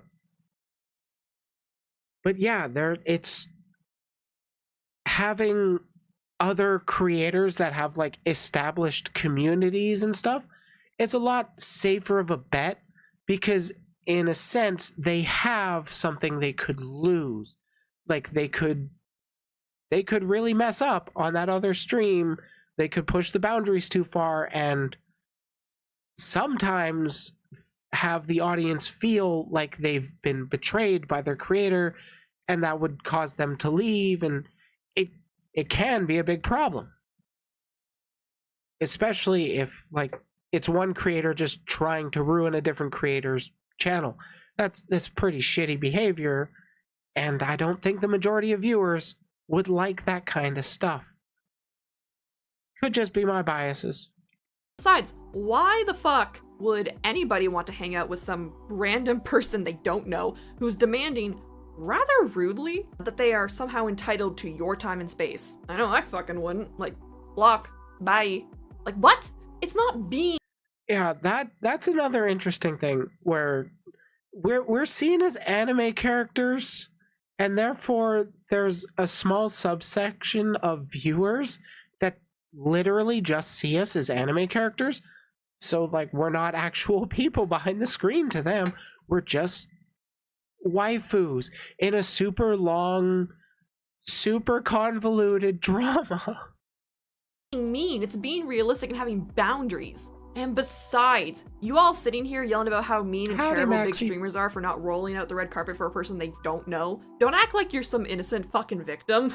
You look dumb. Because it is beyond clear that you only want to stream with these bigger creators to build a following for yourself off their back. You just want to use them. It genuinely does feel like every other person in this community has main character syndrome. God, that's a big part of what holds me back from DMing a lot of bigger creators, because like I personally think that we could have a great and interesting conversation on stream, but I don't want to be seen as like just using them. I want to offer them something for their stream, and I personally think it's an insightful and thought-provoking conversation. It doesn't fly for everybody's content style. I also happen to talk about a lot of drama on my channel, and a lot of people don't want to talk about drama, so they kind of just don't want to associate with any of that, which is part of what keeps me from, you know, reaching out to other creators for collabs. I gotta get over that. I gotta start reaching out a bit more. But full disclosure, I have reached out to quite a few people behind the scenes of like, hey, you want to talk on stream sometime about this topic you made a video on? I think we could have a great conversation. And then I just don't hear back, and I don't really talk about it because I'm not interested in drama mongering. I just like talking about public conversation topics. And they somehow think they're entitled to other people's time, space, money, and energy. Speaking about that, let's talk about boundaries or the lack of them. This does tie into the last point, but it does need its own section because holy fuck. The amount of motherfuckers who think that the VTubing scene is some form of speed dating is insane. Unironically, like this last Tuesday, less than a week ago, and the day before, a friend of mine, a co-owner of the Discord server that I run, she got a DM that was, hey, will you take over my Steam account and play games? It's a kink thing.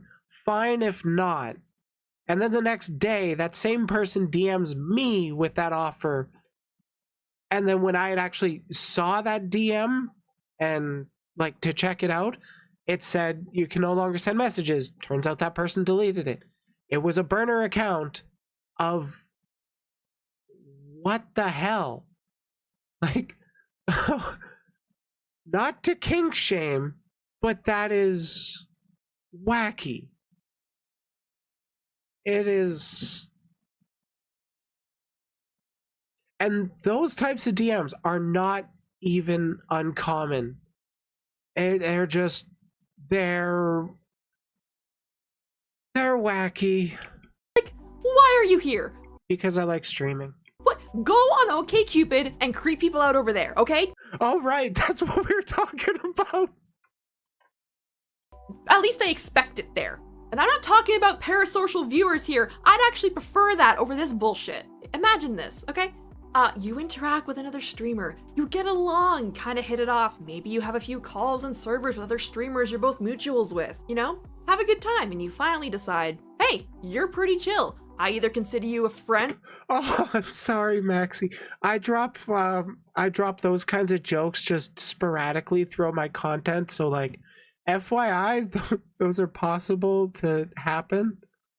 I just like, I'm a pretty open book. I like talking about stuff. What can I say? Or at least a very somewhat trusted mutual. Let's do a collab together. Then suddenly, this person decides that that means you want to date them. You, a streamer, collabing with another streamer, basically the equivalent of a group project for your shitty 9-to-5, suddenly means to them that you want to date them. My voice died at that, it's so stupid. This is the kind of bullshit you would go to HR for. And then Oh my god. Not naming names, but that's happened to me. Yay! next thing you know, they're telling all your mutual I know it's badass on stream, but what's your Discord? You can do !Discord. I think you set that up, right, Hero? Friends. You got other VTubers feed into their delusion, and they won't take no for a fucking answer because, Yay. oh, but we get along so well. Everyone thinks it'd be so great together. But you don't want to lose a friend, or you don't want to cause drama, and you're thinking, this is just a misunderstanding. They don't mean any harm by this. We'll just talk it out. It's fine. So you try to be civil about it. It keeps going downhill for 3 fucking months until it gets so uncomfortable and toxic that you just cut them off completely. And now suddenly, you're the bad guy. And your personal issues with somebody who wouldn't take no for a fucking answer is suddenly posted all over Twitter. People are, for some reason, demanding you explain to them why you said no. Alright, then, you do that, okay? 6 more times in 8 months, okay? Doesn't sound fun, right? And for full transparency, this is not my personal experience, but the frequency that I've watched this happen in my own circle and the community at large is, what's the word? Scary, shocking, horrifying, enlightening. I could go on. Disgusting. And this bullshit with people trying to turn every person they stream with into a dating sim, then going all nice girl / guy TM on them, genuinely does get to the point where it's harassment in some cases. And I'm bringing this up because this is almost normal in the community. It happens constantly, and it's just looked at as normal. Yeah, I find it extremely weird that there is. I get that a lot of creators are also lonely individuals and they want to connect with people with shared experiences. But how can you get into the mindset that collabing with somebody means they're romantically interested? Like, what the fuck? I don't know about you, but I'm here to make content, not deal with this fucking preschool drama. The lack of boundaries doesn't end with that. Love bombing's a huge issue in this community. I never once went into any interaction with the idea of using someone. Every person that I've called a friend, I do genuinely see them as friends, even if we don't communicate anymore. So when I found out just how common it was in this community to just tell people what they want to hear, of course we're friends, I love you, you're like family to me, just to disappear and use people as stepping stones or throw them under the bus the second Or clip you out of context and lie about you to 50,000 people. they're no longer convenient, broke my fucking heart. Because there's some genuinely great people here. I have never seen this be such a constant issue in any other community I've been in aside from VTubing. And this shit's a two-way street. You aren't gonna be super close or even friends with every single person you collab with. That's just how it is. It's a job for a lot of people. And a lot of people need to learn that if someone doesn't want to interact with you further than a work relationship, you need to fucking respect that. But you Truth. Keep cooking, Zyla. Keep cooking. You can't just pretend to be someone's friend either. It is a very normal and well-known occurrence in this community that people are just gonna, befriend each other, let them open up, just to leverage what they can use against them later on. Both sides are very shitty. Honesty is a very unknown concept in the Underdark known as the VTuber community. Motherfuckers got me rolling for insight 5 times a day. Okay, listen. I joke about it here and there, but I don't make I'm curious what she has to say, but that title card rubs me the wrong way. it a big part of my content, so I'm saying this right now, okay? I'm a woman kisser, okay? Respect. So I'm gonna talk about this. And, I'm not gonna lie, for the first half a year or so, I felt pretty safe as an LGBT girly in the VTuber community. That is until some mutuals of mine and myself started to notice a few fucky-wucky things going on. It became very apparent that what seemed like support started to stink bad. Kind of like that stack of dishes in your depression room. We started Don't stare at me like that. I cleaned that room. to notice a very large amount of people that only had something to say about minority or world issues as long as it was trending, and they could attach a bunch of hashtags to it, using their minority mutuals or friends as clickbait for clout during months dedicated to a certain group, only to then use those same posts to cover up their own bad behavior later on. No, Twitter officer, I can't be a bad person. I tweeted on November 15th of 2022 that homophobia is bad, therefore anything I did or said afterwards doesn't count. The part that really pisses me Okay, I will say that going into this, I was going into this specific section, I was getting a bit of yikes flags, but hearing her out, yeah, I definitely see where she's coming from. Though if you're engaged with politics, you're always going to be talking about the trending thing. And yes, I do it for clout, but and yes, definitely there are a lot of people that will performatively engage with it in order to pretend they're not as bad as they actually are.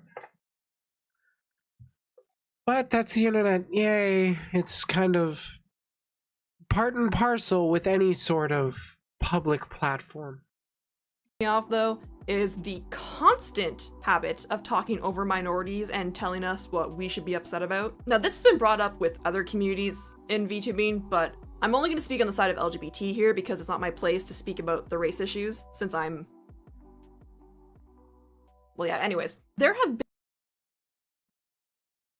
Do you get it? Do you guys get it?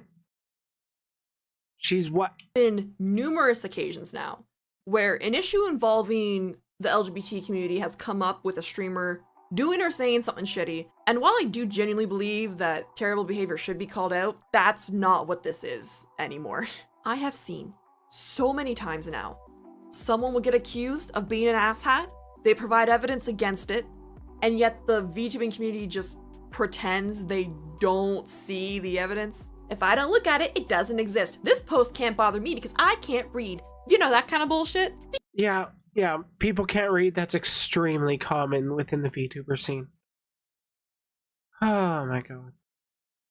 And yeah, a lot of this also has to do with people just kind of already having their biases against other creators, or like the creators that they just don't like. And even if they make a claim and then you're able to counteract that claim, they won't address it. They'll just move on to the next bad thing because they've already arrived at their conclusion that this person is bad. Therefore, I only care about evidence that proves my point. It's not about looking at the broader situation, the broader context. It's about disliking somebody you dislike. Because why admit that you might be wrong when you can just feed into the mass rage? Maxie, I was making a joke that broadly people don't read in a platform that's like based on text or like based on chatters. Like literally, you have to be able to read. It's a joke that people don't read what they don't want to read. Therefore, I say they can't read.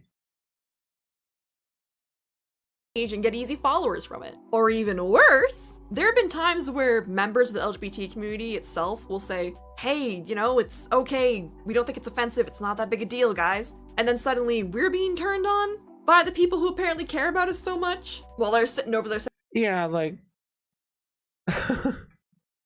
like you can say something along the lines of, hey guys, it's not actually directly harmful to play Hogwarts Legacy, and you will be called a pick-me, or you would have been called a pick-me over that.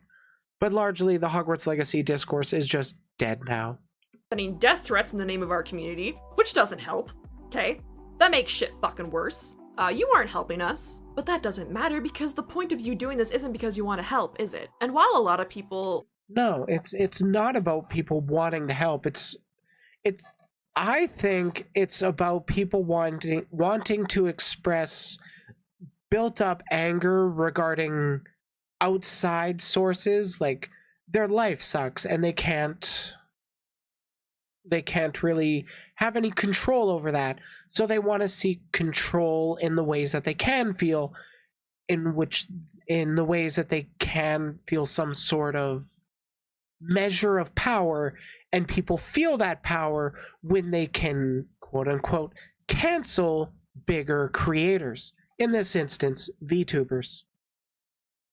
It specifically VTubers they don't like. Acting like this in the community that I've noticed are not LGBT. There are definitely LGBT people who jump on this, and I want to say something directly to you, okay? Everything else aside real fast. I get it. I understand. The world is shitty for us right now, especially for our trans friends and family. People online Thank you. Line can try to ignore it or say that we're overreacting, but 140 anti-trans bills is not something we're exaggerating. Rising violence and homicide against people just trying to live their lives is very real. Yeah, positive side, we did get justice for Brianna J, so that's great. You have a right to be upset. You should be upset. I am too.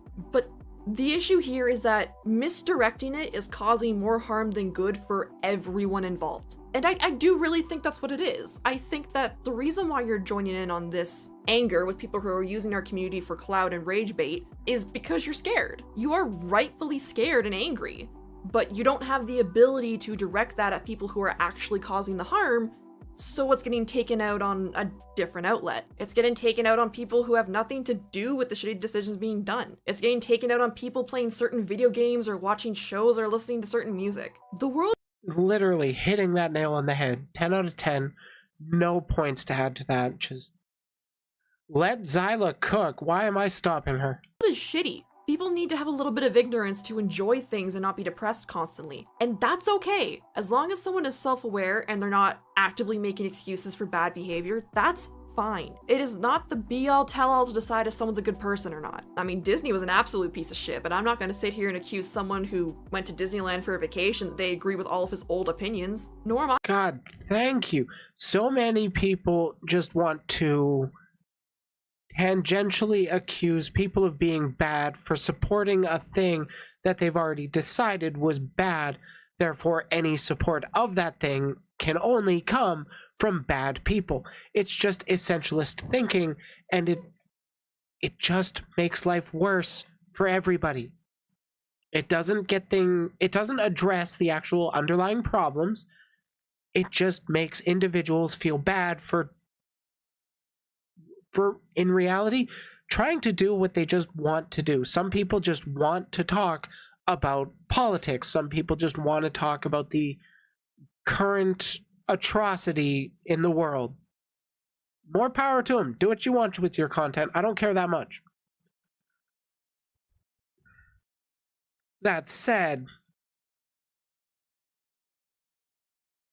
there's I forget where I was going with this, so we're just going to continue.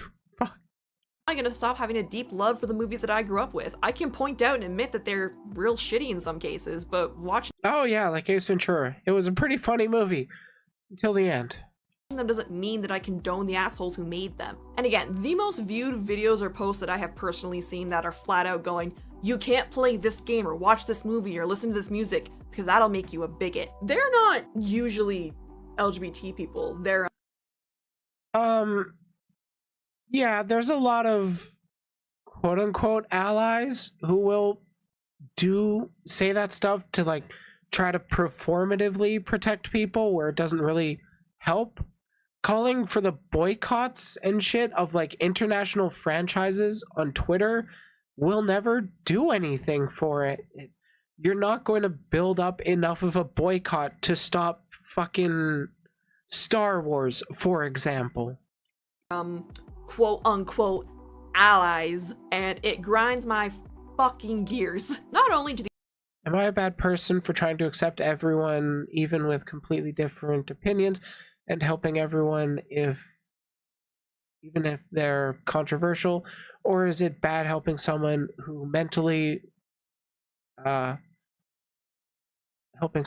hates or helping someone mentally who's anti-LGBT not support? Okay, so here's my opinion. Even if somebody actively hates me, a trans woman, I would still help them however I can, because that's just kind of in my nature. I want to, if somebody is down on their luck and I have an extra burger or whatever, and they're like, hey, can you get me something? Here, you want this burger? That's just part of who I am. But then there are people that would outright refuse every little bit. I can't really force them to take my support, but I don't think it's inherently a bad thing to support a bigoted person who is down on their luck. In fact, it could actually be one of the inciting incidents that gets them away from their bigotry if they see just unbridled generosity from the people who they typically thought were the devil or whatever.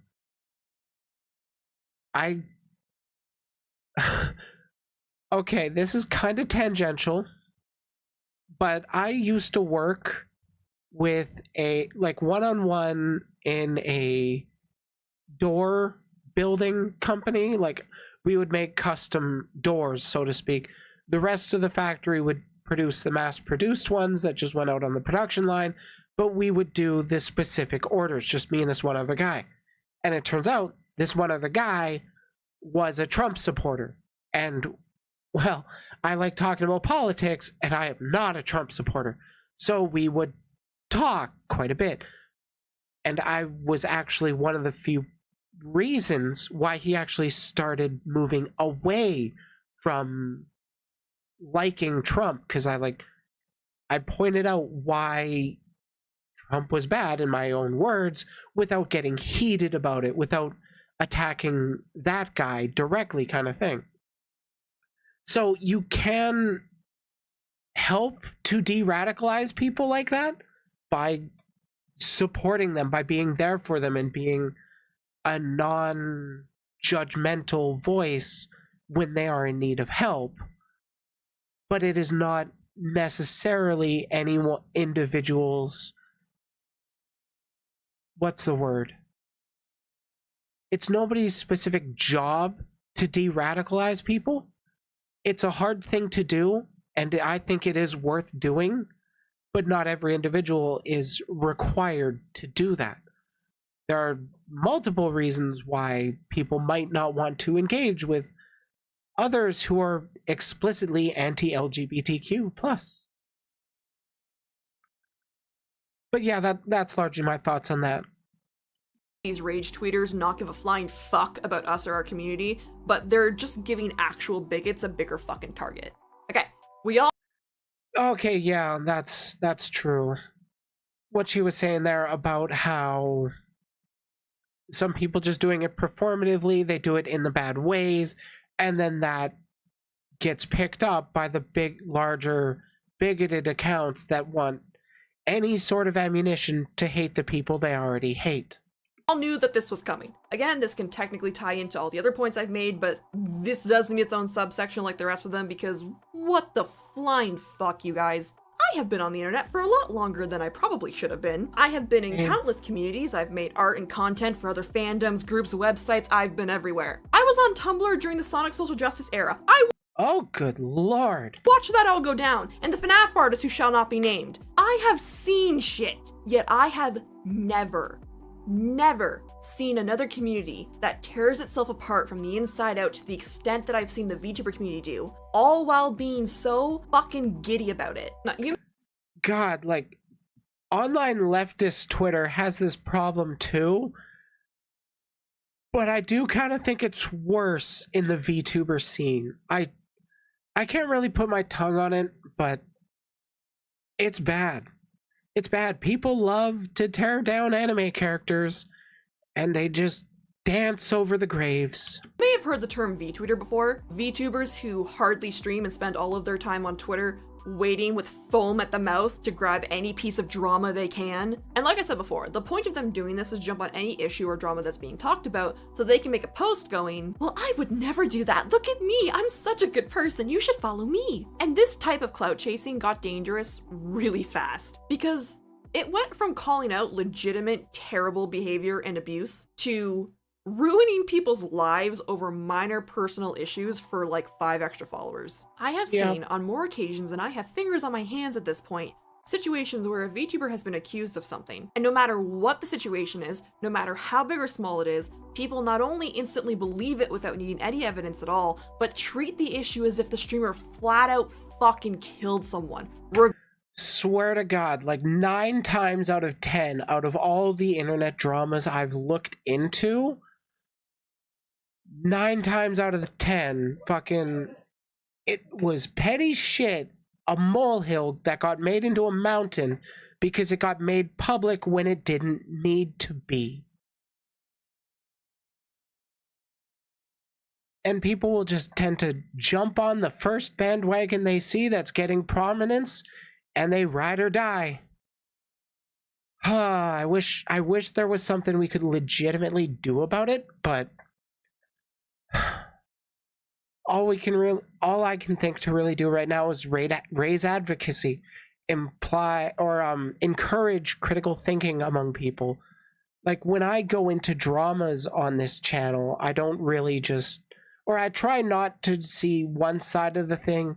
I try to see both sides of where this drama is coming from, and I try my best to give a reasoned response to it.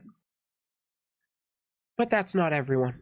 Regardless of the severity of it. Death threats to them, their family, their friends, harassment, doxing, you fucking name it. I recall one situation where that started happening to somebody over being accused of stealing a design from someone simply for having similar color palettes.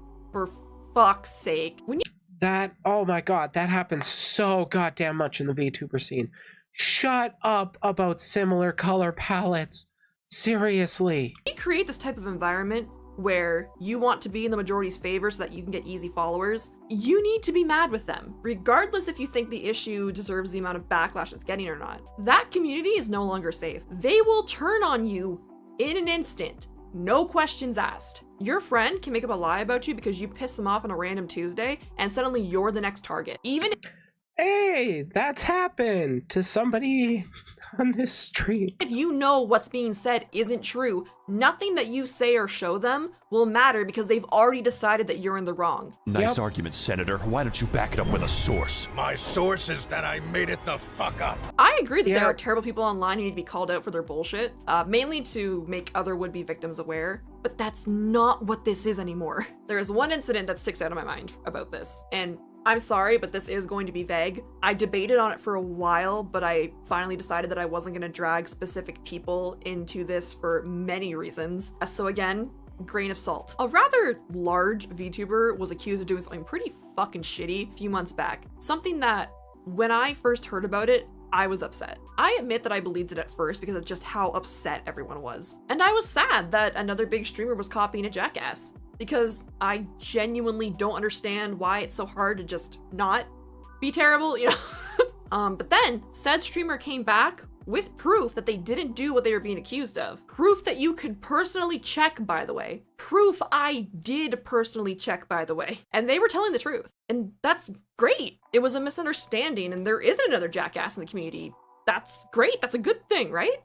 Except here's the thing. Anytime that creator who has been called out and then exonerated themselves, like, honest, full transparency, I have no idea who the fuck she's talking about, but any future controversy or any part of drama that creator gets into again, this will all be brought back up as if the creator had never apologized in the first place, or they didn't even apologize. They exonerated themselves, and it'll just keep repeating. The internet never forgets, except when they want to. And they don't want to forget the people they hate. And not really. Not only did the VTuber community on Twitter just completely ignore the proof, they pretended it just flat out didn't exist so that they could stay mad. Or even more asinine, people claimed that the proof didn't matter. I even watched someone go as far as to just flat out make up random quotes the streamer never said, that the community on Twitter would then share around because no one bothers to check their fucking sources. Yeah, that is one thing that really worries me about what's it? AI voice. Okay, we're almost at the end there. Like AI voice, I worry about. I wouldn't be surprised if it's already happening, where people make AI voice clips of the creators they hate and then spread that around to just destroy their reputation. And since, as Zyla said, people don't check their fucking sources, their reputation just goes down the drain over something they never even did.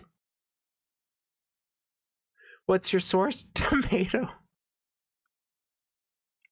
But that's the game. They don't check their sources because they don't care. They ignore the evidence because they want to. They pick whichever side helps them get more followers at the moment, not who's actually in the right. The lack of morals disgust me to no fucking end.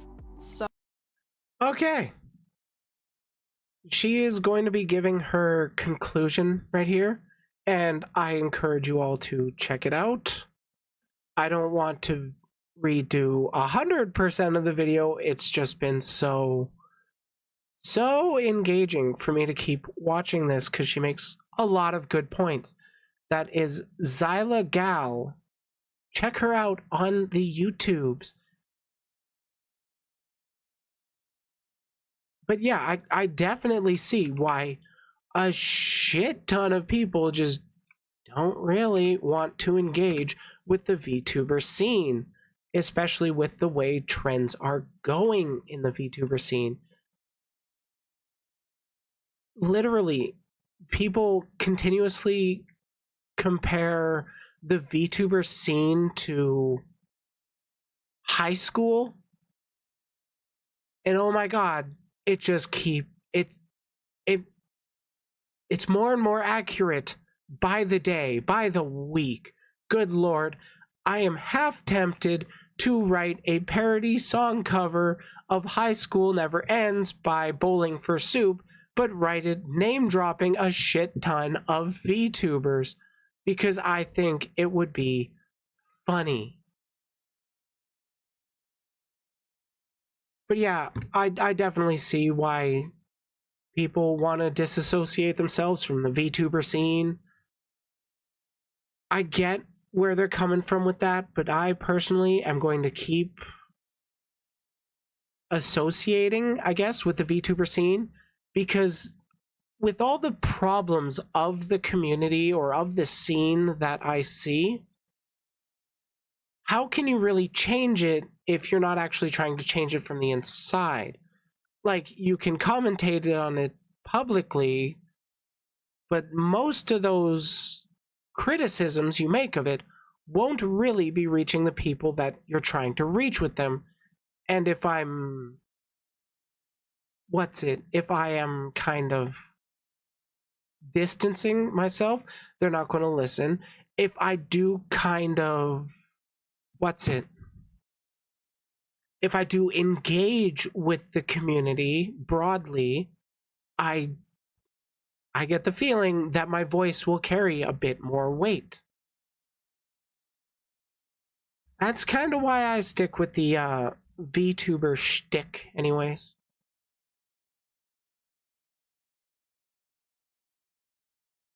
I know the VTuber World... Yeah, the Global VTuber Awards. I don't know if they were an AI scam. I know they used a lot of AI art in their promotional materials.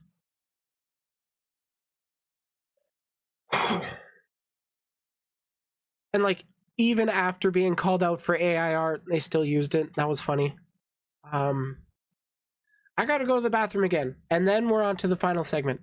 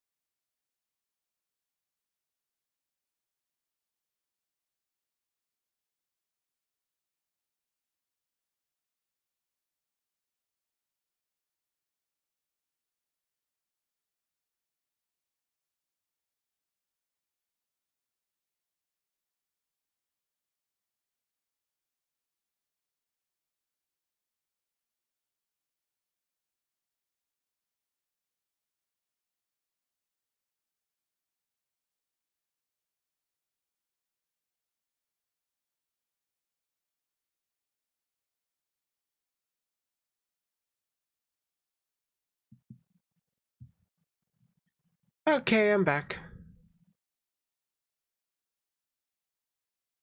Also, I apologize if I did miss like good points in the chat there. I was just trying to focus on recording my segment.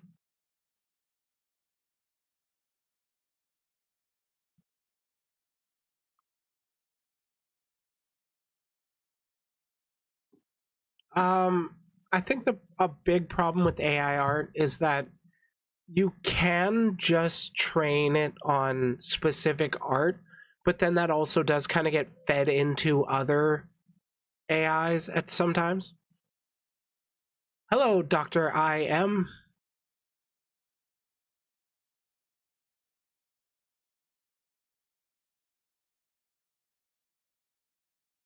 Yes, Hero, I saw what happened to Lily. You didn't need to link it in the middle of recording a segment. Trying to stunlock me with my Oshi. I also don't know if I want to make a segment on that, because, like, it's kind of fucked up what happened.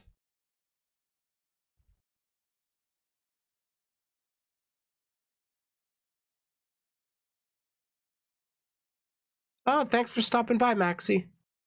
Glad you joined while you could.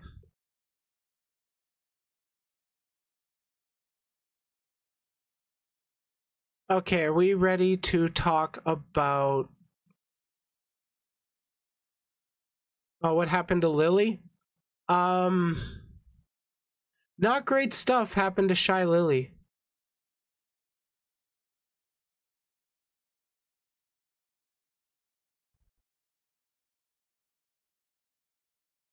Who hurt Shy Lily? Wasn't it her Uber driver? Damn it, YouTube's not showing me the past chat anymore.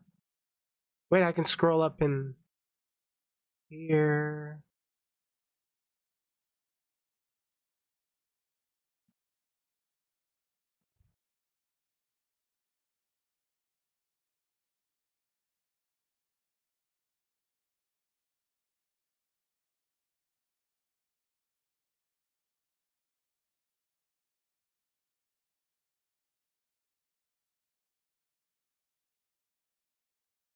You've linked my most recent video. Oh, the EA video? Cool. If somebody wants to give their take on my takes, I would be down for that. It sounds poggers. Holy shit, it's at 350 views.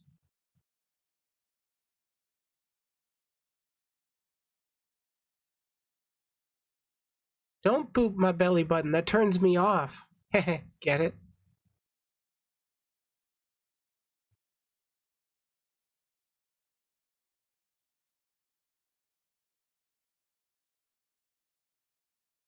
Oh yeah, with that technology, I think there is a great practical application to it.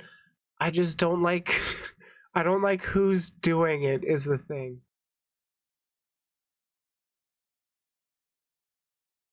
But I appreciate the comment. Thank you.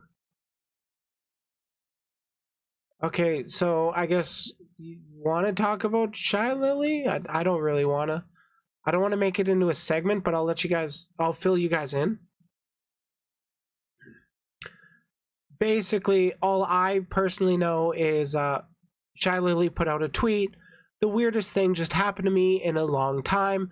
I opened the door for delivery guy for my food. When he walked up to my door, he asked if he could get a hug since it's Christmas. I didn't want to be rude, so I embraced a hug since I thought I thought he might be going through something. It was a long hug, but then out of nowhere he tried to kiss me. I had to push him away from me. I don't really know how to feel. So yeah, that's what happened to Shy Lily. It was food delivery, got little too comfy. Your argument is that it's completely impractical to even do in a game due to the hardware requirements. Yeah, I can definitely see that.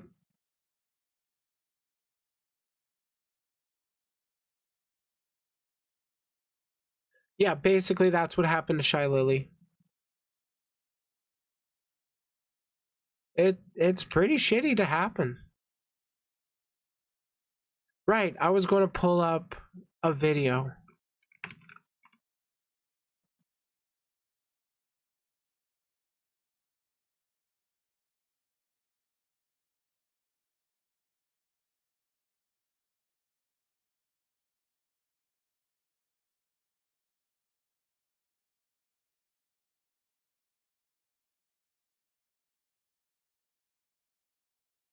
Yeah, literally, it was just straight assault against Shy Lily. And Shy Lily happens to be one of the biggest independent VTubers in the world. That I'm aware of, anyways. Welcome back, Raj. Yeah, I definitely agree. She needs to report that shit.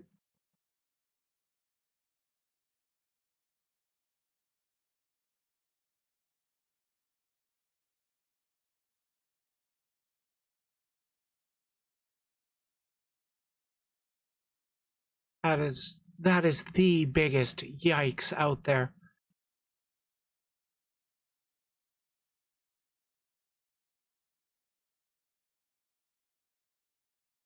I believe they can get fired.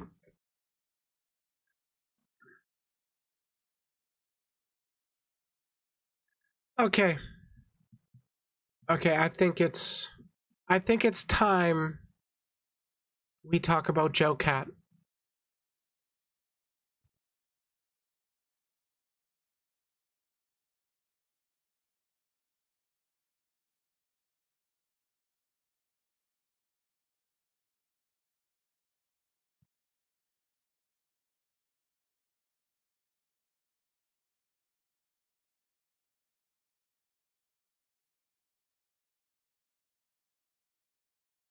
So there's a YouTuber that I've known for quite a while.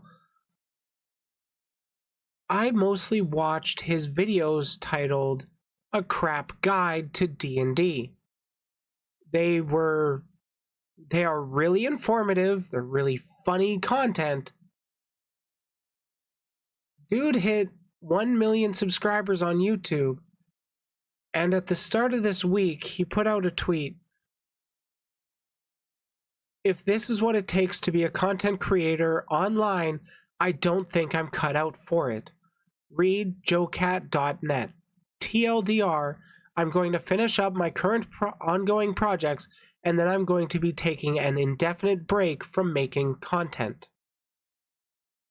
Now, before I get into what he wrote here, I'm going to talk a bit about what happened, really. And what happened was about 2 years ago, he was talking on his stream with his chat and did a funny ad lib of a parody of a song that his community found it funny, so he decided to animate it. And that blew up. It was very popular, very widely known. If you've ever heard of a music video titled "I Like Girls," you know what I'm about to play. Now, there were two major waves of harassment that I understood. The first one was shortly-ish after it came out, when the wrong audiences got wind of it and they got real mad at it. So they sent harassment, doxing, you know how it goes.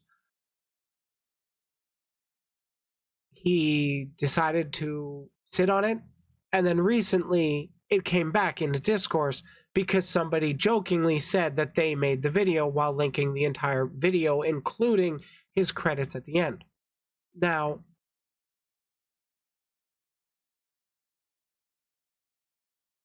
let's check out this offending video. 1.15 million subs. And this literally what started it.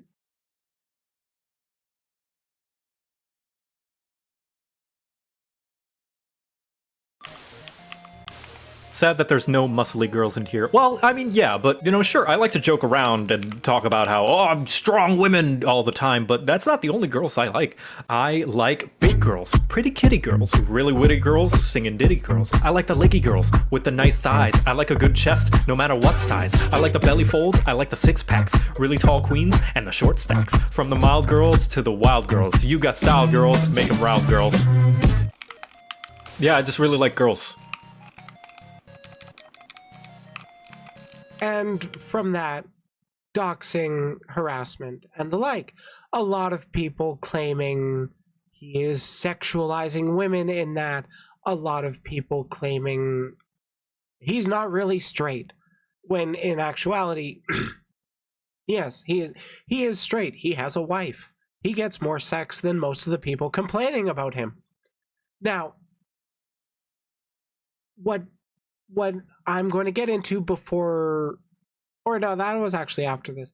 So there was that person who jokingly said, yes, he is unironically gay for women. It is a glorious, glorious thing. Now,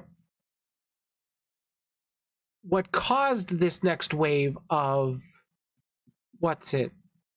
this current wave of harassment was a joke by another account, which brought his video viral once again, which brought all this stuff back, leading to this post on December 18th, 9:30 a.m. my time. And we're going to be going through it. My name is Joe, and I've been making videos on YouTube for 5 years. I have a combined total of about 200 videos and hundreds of hours of content. On October 6th, 2020, I did a live stream of the early access release of Baldur's Gate 3, and during character creation, I did a bit where I briefly sing a gender-bent parody of Lizzo's Boys. I wish I had that ability, goddammit. It seemed to go over well with my audience and all of my friends. I typically do these kinds of bits for my live streams sometimes. I was also partly inspired by the source of where I first heard Lizzo's song, Hakeem's animation video. Can I get away with it? I like big boys, itty bitty boys, Mississippi boys, inner city boys. I like to. Thank you. I gotta worry about copyright, so I'm only playing 5 seconds. Yeah, that's where he was inspired by to do his version of the people he's attracted to. He does have skills, like, seriously. Running the idea by my friends, who are all very encouraging and supportive of me, I decided it could be a fun project to animate the brief stream moment for my YouTube audience who may miss or not be interested in my live streams.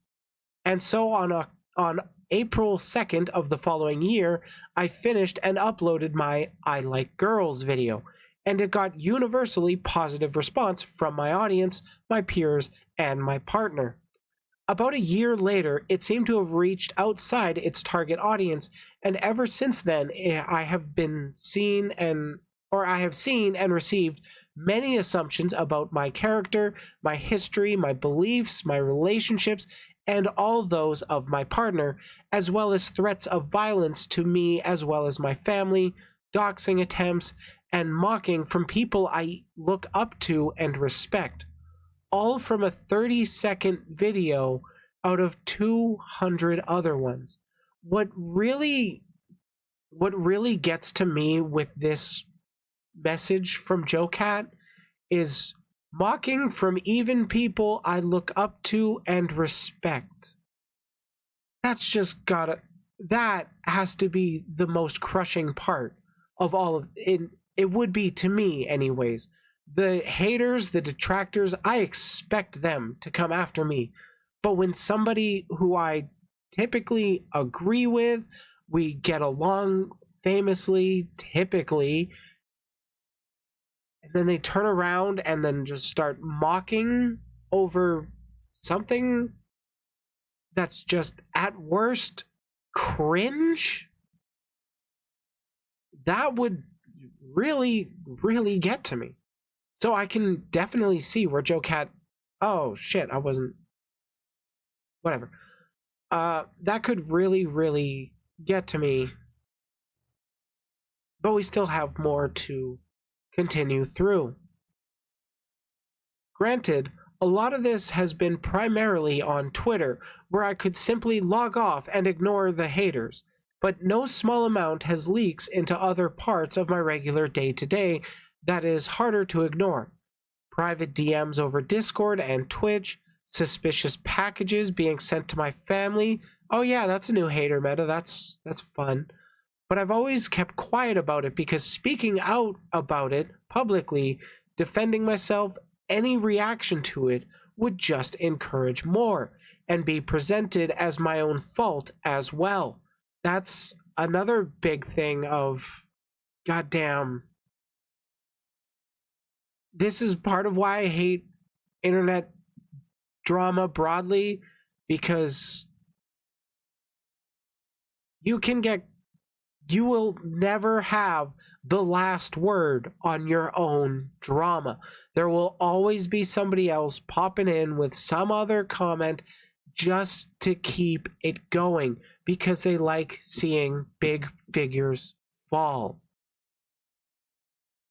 But if that's the trade-off to do something like share the thing I like, the things I make that I'm proud of on the internet, seeing as I'm writing all this, it's probably an indicator that I'm just not cut out for it. And the best thing for everyone would be to stop and pursue something else. Despite being very grateful for what this job has done for me and my family, I'm simply not strong enough to keep doing this if it means having to just accept this kind and amount of distress. Perhaps it makes me weak, but I've rarely ever thought otherwise.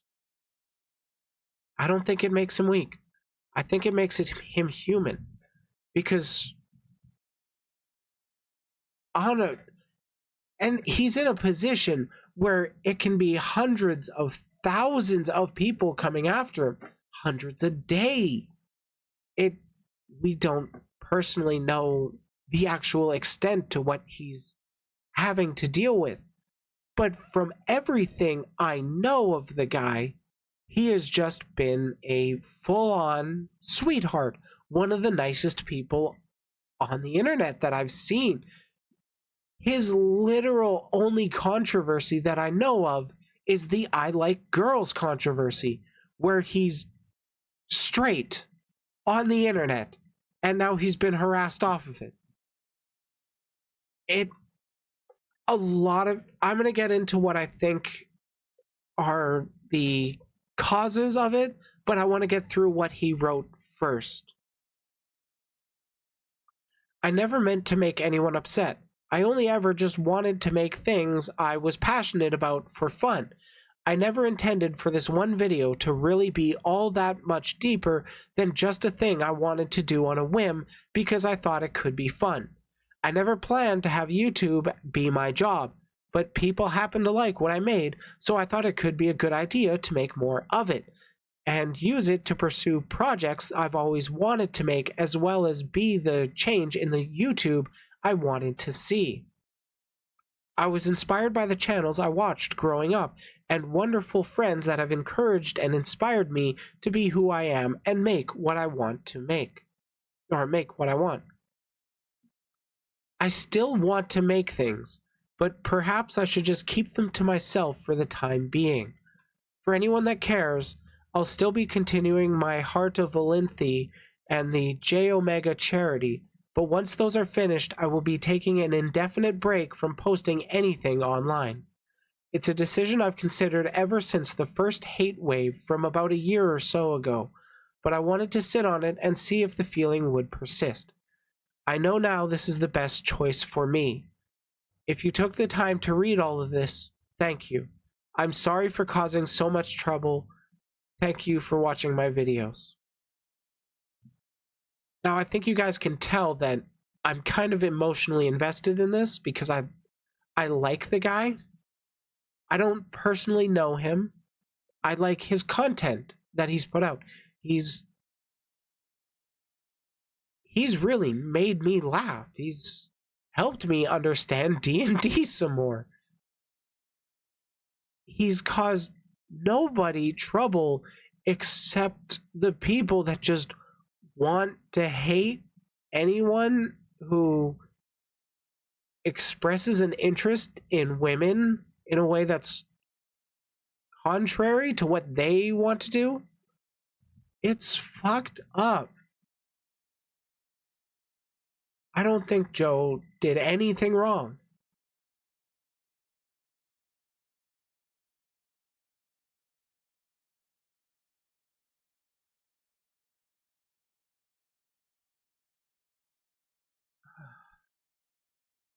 It's not, this isn't exactly something new that happens on the internet. It just sucks. For me, it feels like it's close to home because this is a creator that I genuinely enjoyed. Now, I can't remember specifically which of his stuff was which. I believe his Tales of Olynthe were a Dungeons and Dragons campaign he's been running. And then the Joe Mega charity stream he is doing the hardest raid in Final Fantasy 14, raising money for I think it was gender research. Now, before I really close off this segment, I want to give you guys a bit of a peek at who this guy is. We're going to go over a 2-minute video of his. And, well, yeah, this guy is poggers. I'll say that. A crap guide to trans rights. Take it away, Joe. Hi there, my name is JoCat. I made this thing, and this thing, and this thing. I like... And today, I'm going to do a different thing. I think trans people are cool. Unfortunately, not everyone in positions of power thinks so. So I'm going to use my position in power to help them out where I can. Starting this Thursday, March 2nd, a team of top-tier skilled players and I will be taking on the Omega Protocol Ultimate Raid, or TOP for short, in Final Fantasy XIV. Ultimate Raids are the absolute pinnacle of difficulty in Final Fantasy XIV, to the point where they require months of intense skill and patience and trial and error in order to complete. And this one is touted to be the hardest one yet. It's going to be my first time doing one. I am terrified. And all throughout this, what's looking likely to be a 6 to 7 month journey, I'll be streaming my side of things and taking donations to raise money for Gendered Intelligence, a UK-based charity focused on making a world where diverse gender expressions are visible and valued, and where trans, non-binary, and gender diverse and gender questioning people live healthy, safe, and fulfilled lives. I'm cisgender, which is to say I identify with the gender I was assigned at birth. That means I am in a lucky enough position that I don't have to worry much about my identity or rights being called into question by the government, hospitals, or random weirdos. I don't have to make nearly as many sacrifices in my day-to-day as trans people have to do their entire lives. So the least I can do is use my position and privilege to help ease that struggle. I've got donation goal rewards where if we reach a certain milestone, I'll do something special for you guys, whether it be playing a spooky game as someone who is very easily spooked, or showing off my own gender non-conforming wear that I've always wanted to wear publicly but never found the courage to. In addition, I'll be keeping track of every time the team wipes, that is to say when everyone dies in the progress throughout the raid, and will be donating $1 of my own money to Gendered Intelligence for each wipe. I'll be streaming all raid progression on my Twitch channel every Monday, Tuesday, Thursday, and Friday from 6 to 10 p.m. Central Time if you'd like to tune in and or help out with a donation. The link to donate will be down in the description of this video as well as on my Twitch page, so be sure to throw your money there. So yeah, wish me luck. I'll see you there, and trans rights. Trans fucking rights. This guy is just a full-on sweetheart and incels and puritanical progressives just want to hate on him. There's the incels that think that you should only talk about women in the terms of being less than yourself. Mouse, stop it. In being lower, less than you are kind of thing. And then there's the PP crowd that are like, you're sexualizing women by making it about their aesthetics. And it's like, both these people, or both these sides, have very horrible arguments. JoCat writes, true. Like, it's people getting upset over something at worst is just cringe to them. Personally, I really like that 30-second music video, I Like Girls. That's a very, very funny video to me. I loved its quality. It's just great. I just personally cannot understand how there are people that would actively hate him for it. But this is just another case in a long line of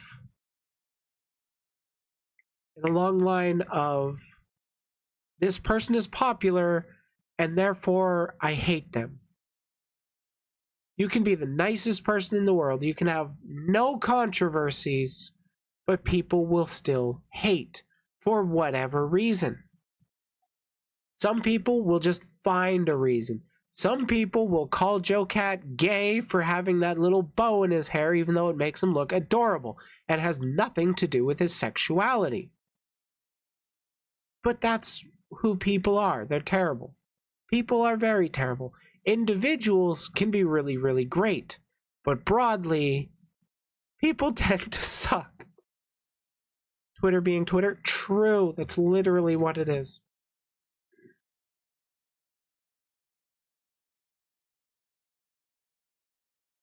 I just don't know how people can justify seeing I Like Girls and then thinking this person needs to be doxxed.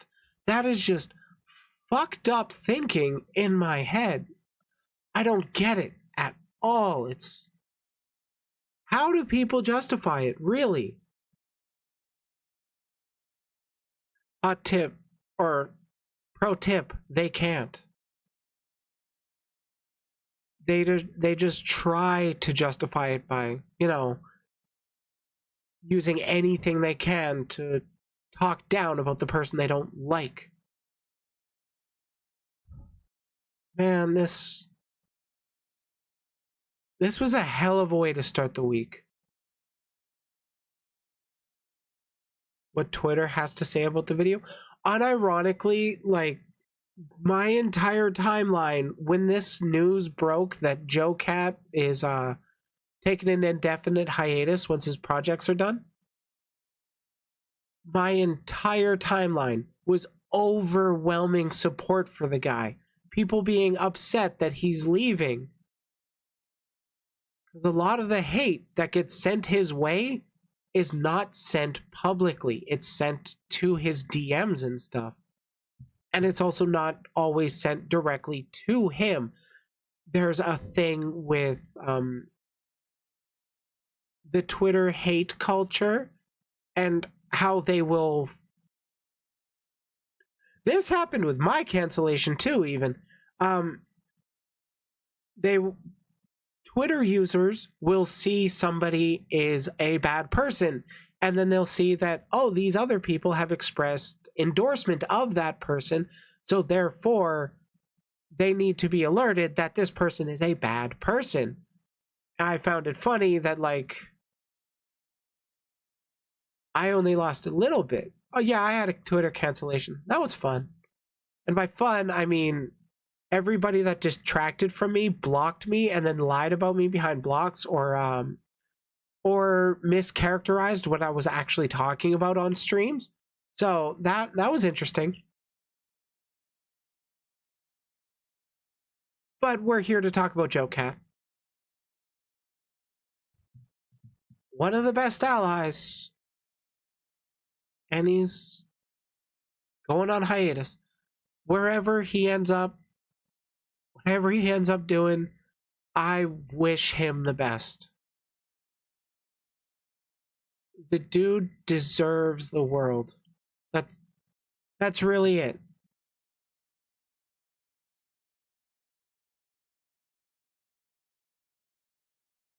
Thank you for the cookie.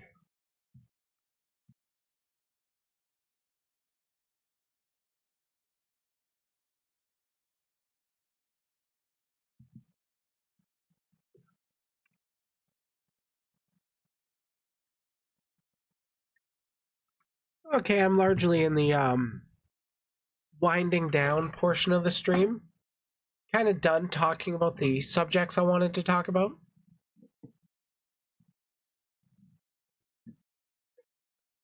Got all my videos recorded. How many do I have?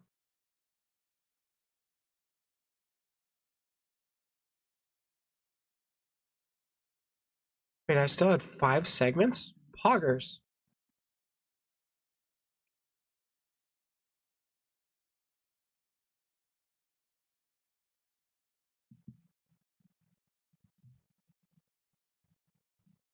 Out of curiosity, in chat, who actually does know about the Twitter cancellation I went into? Or that happened to me? I'm like loosely calling it a cancellation. It was an attempted cancellation by like a 50,000 follower account on Twitter. And I only lost 20 followers, 10 of which were mutuals. I put out a 5-minute video essentially talking about it instead of putting out the coverage that I ended up having the Twitter discourse over.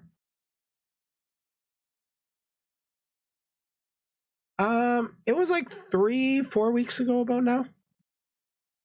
Basically, I was talking about I had 3 Twitter mutuals, and they were all sort of engaged in Twitter drama. And the biggest one of that group, with about 50,000 Twitter followers, thought that when I said I'm going to be talking about their drama, they assumed that I meant, they assumed that by drama I had meant that she was doxxed and swatted, which, no, I don't consider that drama. I consider that a crime. I consider the unhinged Twitter threads that came out to be Twitter drama. But that wasn't engaged with in the Twitter call-out thread.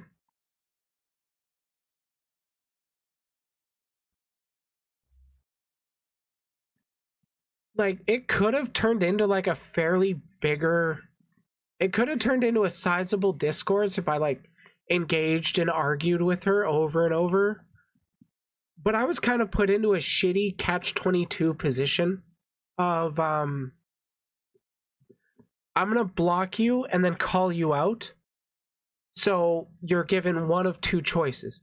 Either A, respond to the callouts where I can accuse you of stalking and breaking my boundaries, or B, you can not address any of it, go radio silent, and have people passively assume you are guilt because you're not addressing it like an adult or some shit.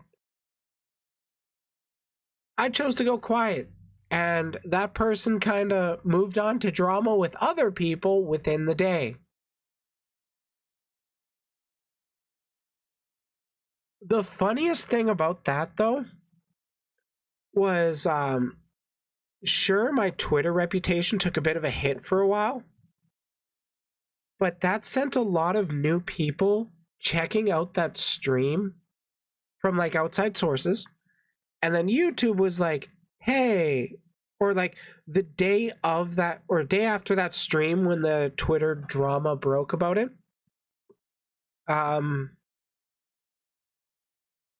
it was at like 9 likes, 10 dislikes, and people from Twitter were checking it out, bunch of new accounts and stuff. And then the Tuesday, like that happened on a Sunday. The Tuesday after, like, so 2 days after, YouTube was like, hey, this stream specifically was checked out by a bunch of new people. Maybe it's worth pushing with the algorithm. So that stream went from like 200 to 300 views on Sunday to 1.2 thousand views by Wednesday.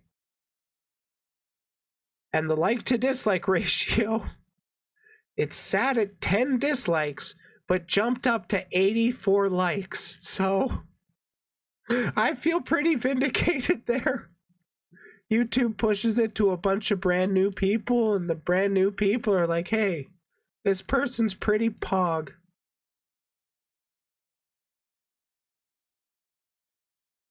Yeah, it was literally main character syndrome kind of shit.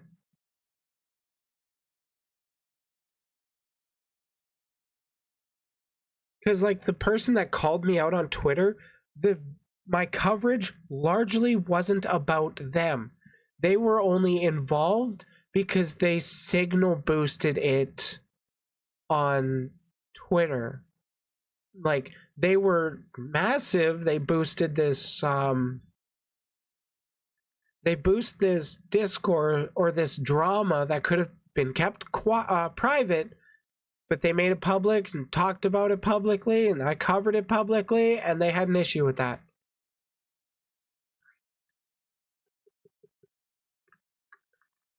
And like 2/3 of that coverage were between accounts that were smaller than me combined. Like one of them had 500 Twitter followers and the other not even 100. 2/3 of the video was about their particular beefing because it was all Google Doc shit, so unhinged. Let me get my screenshot stuff. Like, I understand wanting to respond like that, but it just comes off as unhinged to me. But yeah, the person who it was least about made it about themselves and then called me out on Twitter over misunderstandings. But yeah, at least I profited off of it. Technically, you could say I clout sharked off of it.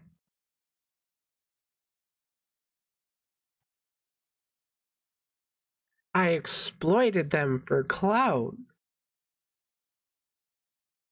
When in actuality, the clout that I had built off of that drama by happenstance was people who didn't know who that person calling me out was, largely. I wouldn't be surprised if I got hate viewers.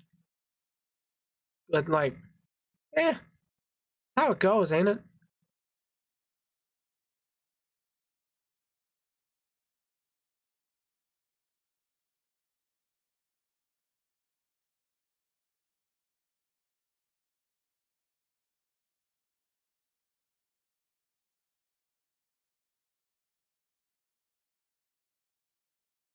What the fuck did my girlfriend send me?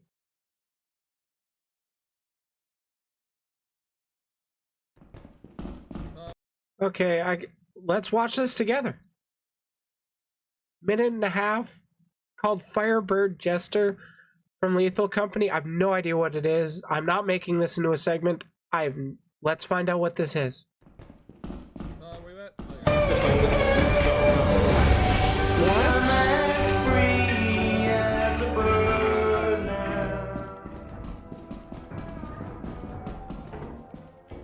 We gotta find a way out. Hey guys, grab the loot and Jester. run, grab the loot and run. Jester, Yeah, grab the loot and run. Oh, Freebird. You know where? I think through that door. Which door? Bottom or top? Top one. Top? Oh shit. But the bottom one's a dead end. Oh no.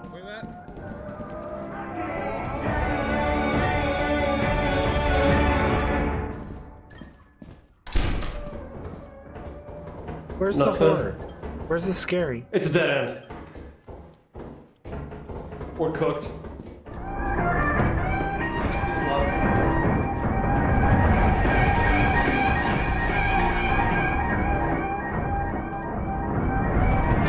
Oh god! There it is! Run, motherfucker, run! Run, motherfucker! What the hell?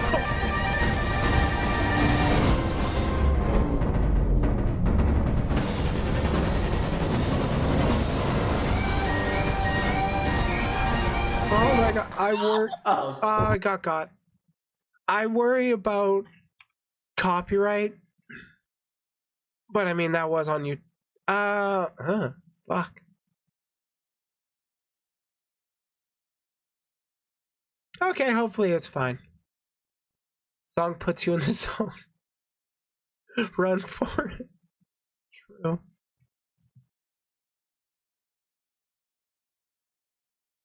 Oh, fuck, I don't have filters.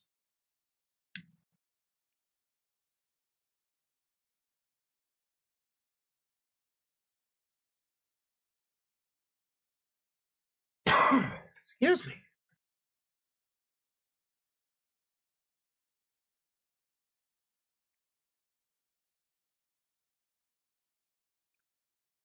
Yeah, that's... Well, that's been the stream.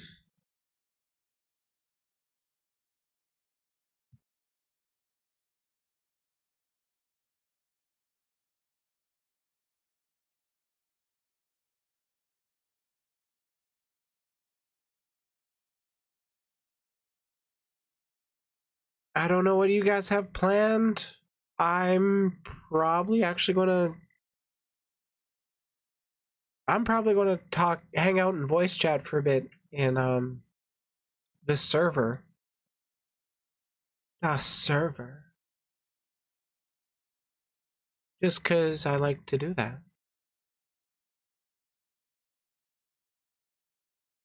Man, there's a part of me that sees other streamers and stuff, and like I feel like I do too much commentary on when I'm reacting to videos. But on the other hand, I prefer to be more transformative with the work rather than just, you know, watching it and re-uploading it like that last thing.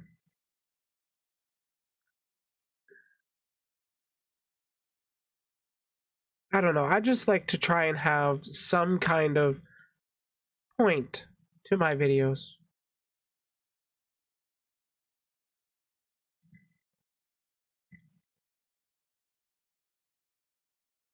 Ah, tasty. Okay, I am going to be booping off. I might do an impromptu gaming stream. Might do an impromptu gaming stream tomorrow. See if people want to do that. If they want to hang out, they got nothing else to do. I'll be down to hang out, play some games, have some chatting.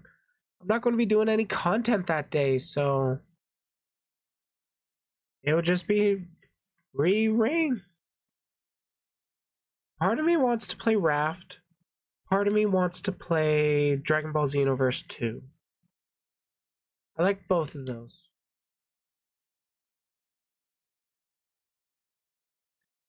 Anyways, I should be ending this soon, so I'm not keeping you guys forever unless you do want to keep chatting and hanging out.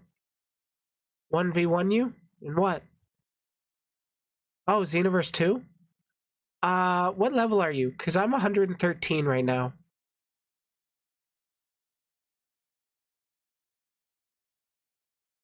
It is still Christmas Eve for me for another 5 hours.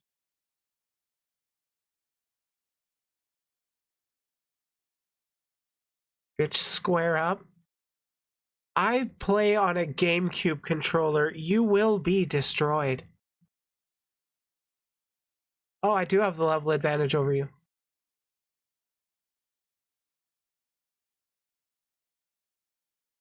What's your build? I'm a Strike Super Saiyan. Heh.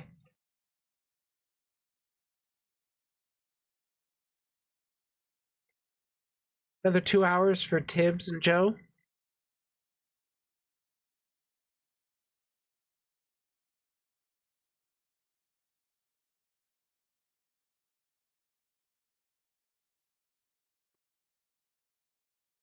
That's true. GameCube was underrated. Man, I miss the GameCube. I got so sucked into Phantasy Star Online on the GameCube. I played a shitload of that. That and Sonic Adventure. Or Sonic Adventure 2 on the GameCube.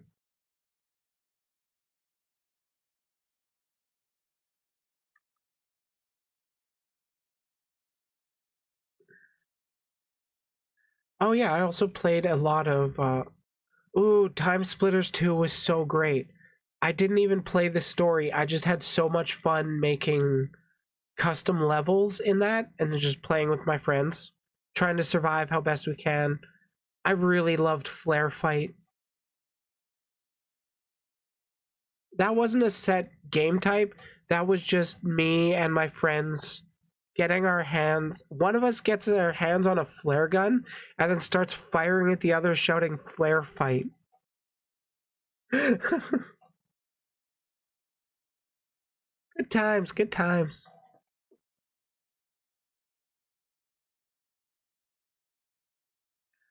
Another game I actually played a lot on the GameCube was the Naruto Gekka Ninja Taiso, I think. Was that how you pronounce it? I don't know. The precursors to the Ultimate Ninja Storm series. Gekto Ninja Taisen. Was that it? I can't remember. It's been forever. I had to port the game from Japan. That was a lot of fun. Gara was broken in number 3. Number 4 was the one I played the most.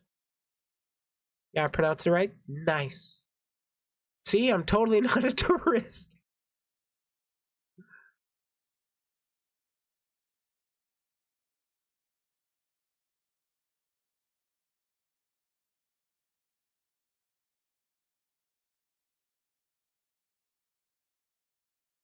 I've got Xenoverse on Steam. Can we do crossplay?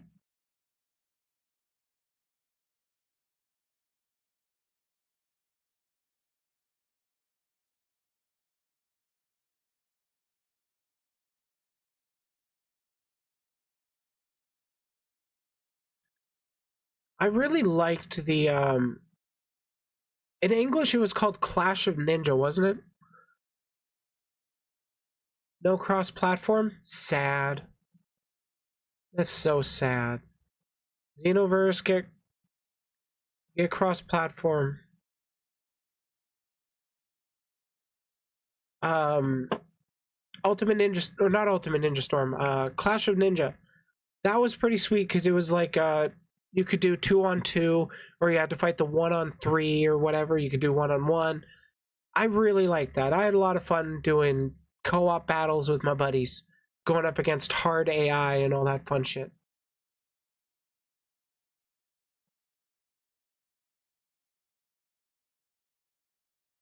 Okay, stream's been going for 3 hours. Nice. Bit of a shorter stream, but well, I am still recovering from a cold. I'm sure you guys can tell that in my voice.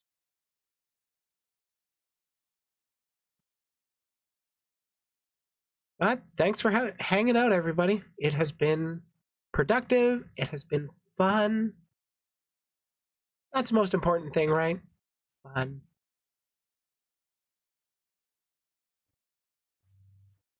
Thank you, thank you. You guys have a good night yourselves. Have happy holidays as best you can. Yeah. I will see you all next time, whether that's tomorrow for an impromptu stream or just next weekend for the new year, where I start building the model kit, which will become part of my Vtuber. Again, thank you all for tuning in. It's It's wonderful to have people listen to me ramble on the internet. It does make it more worthwhile that people are agreeing with me and enjoying it. I really appreciate it.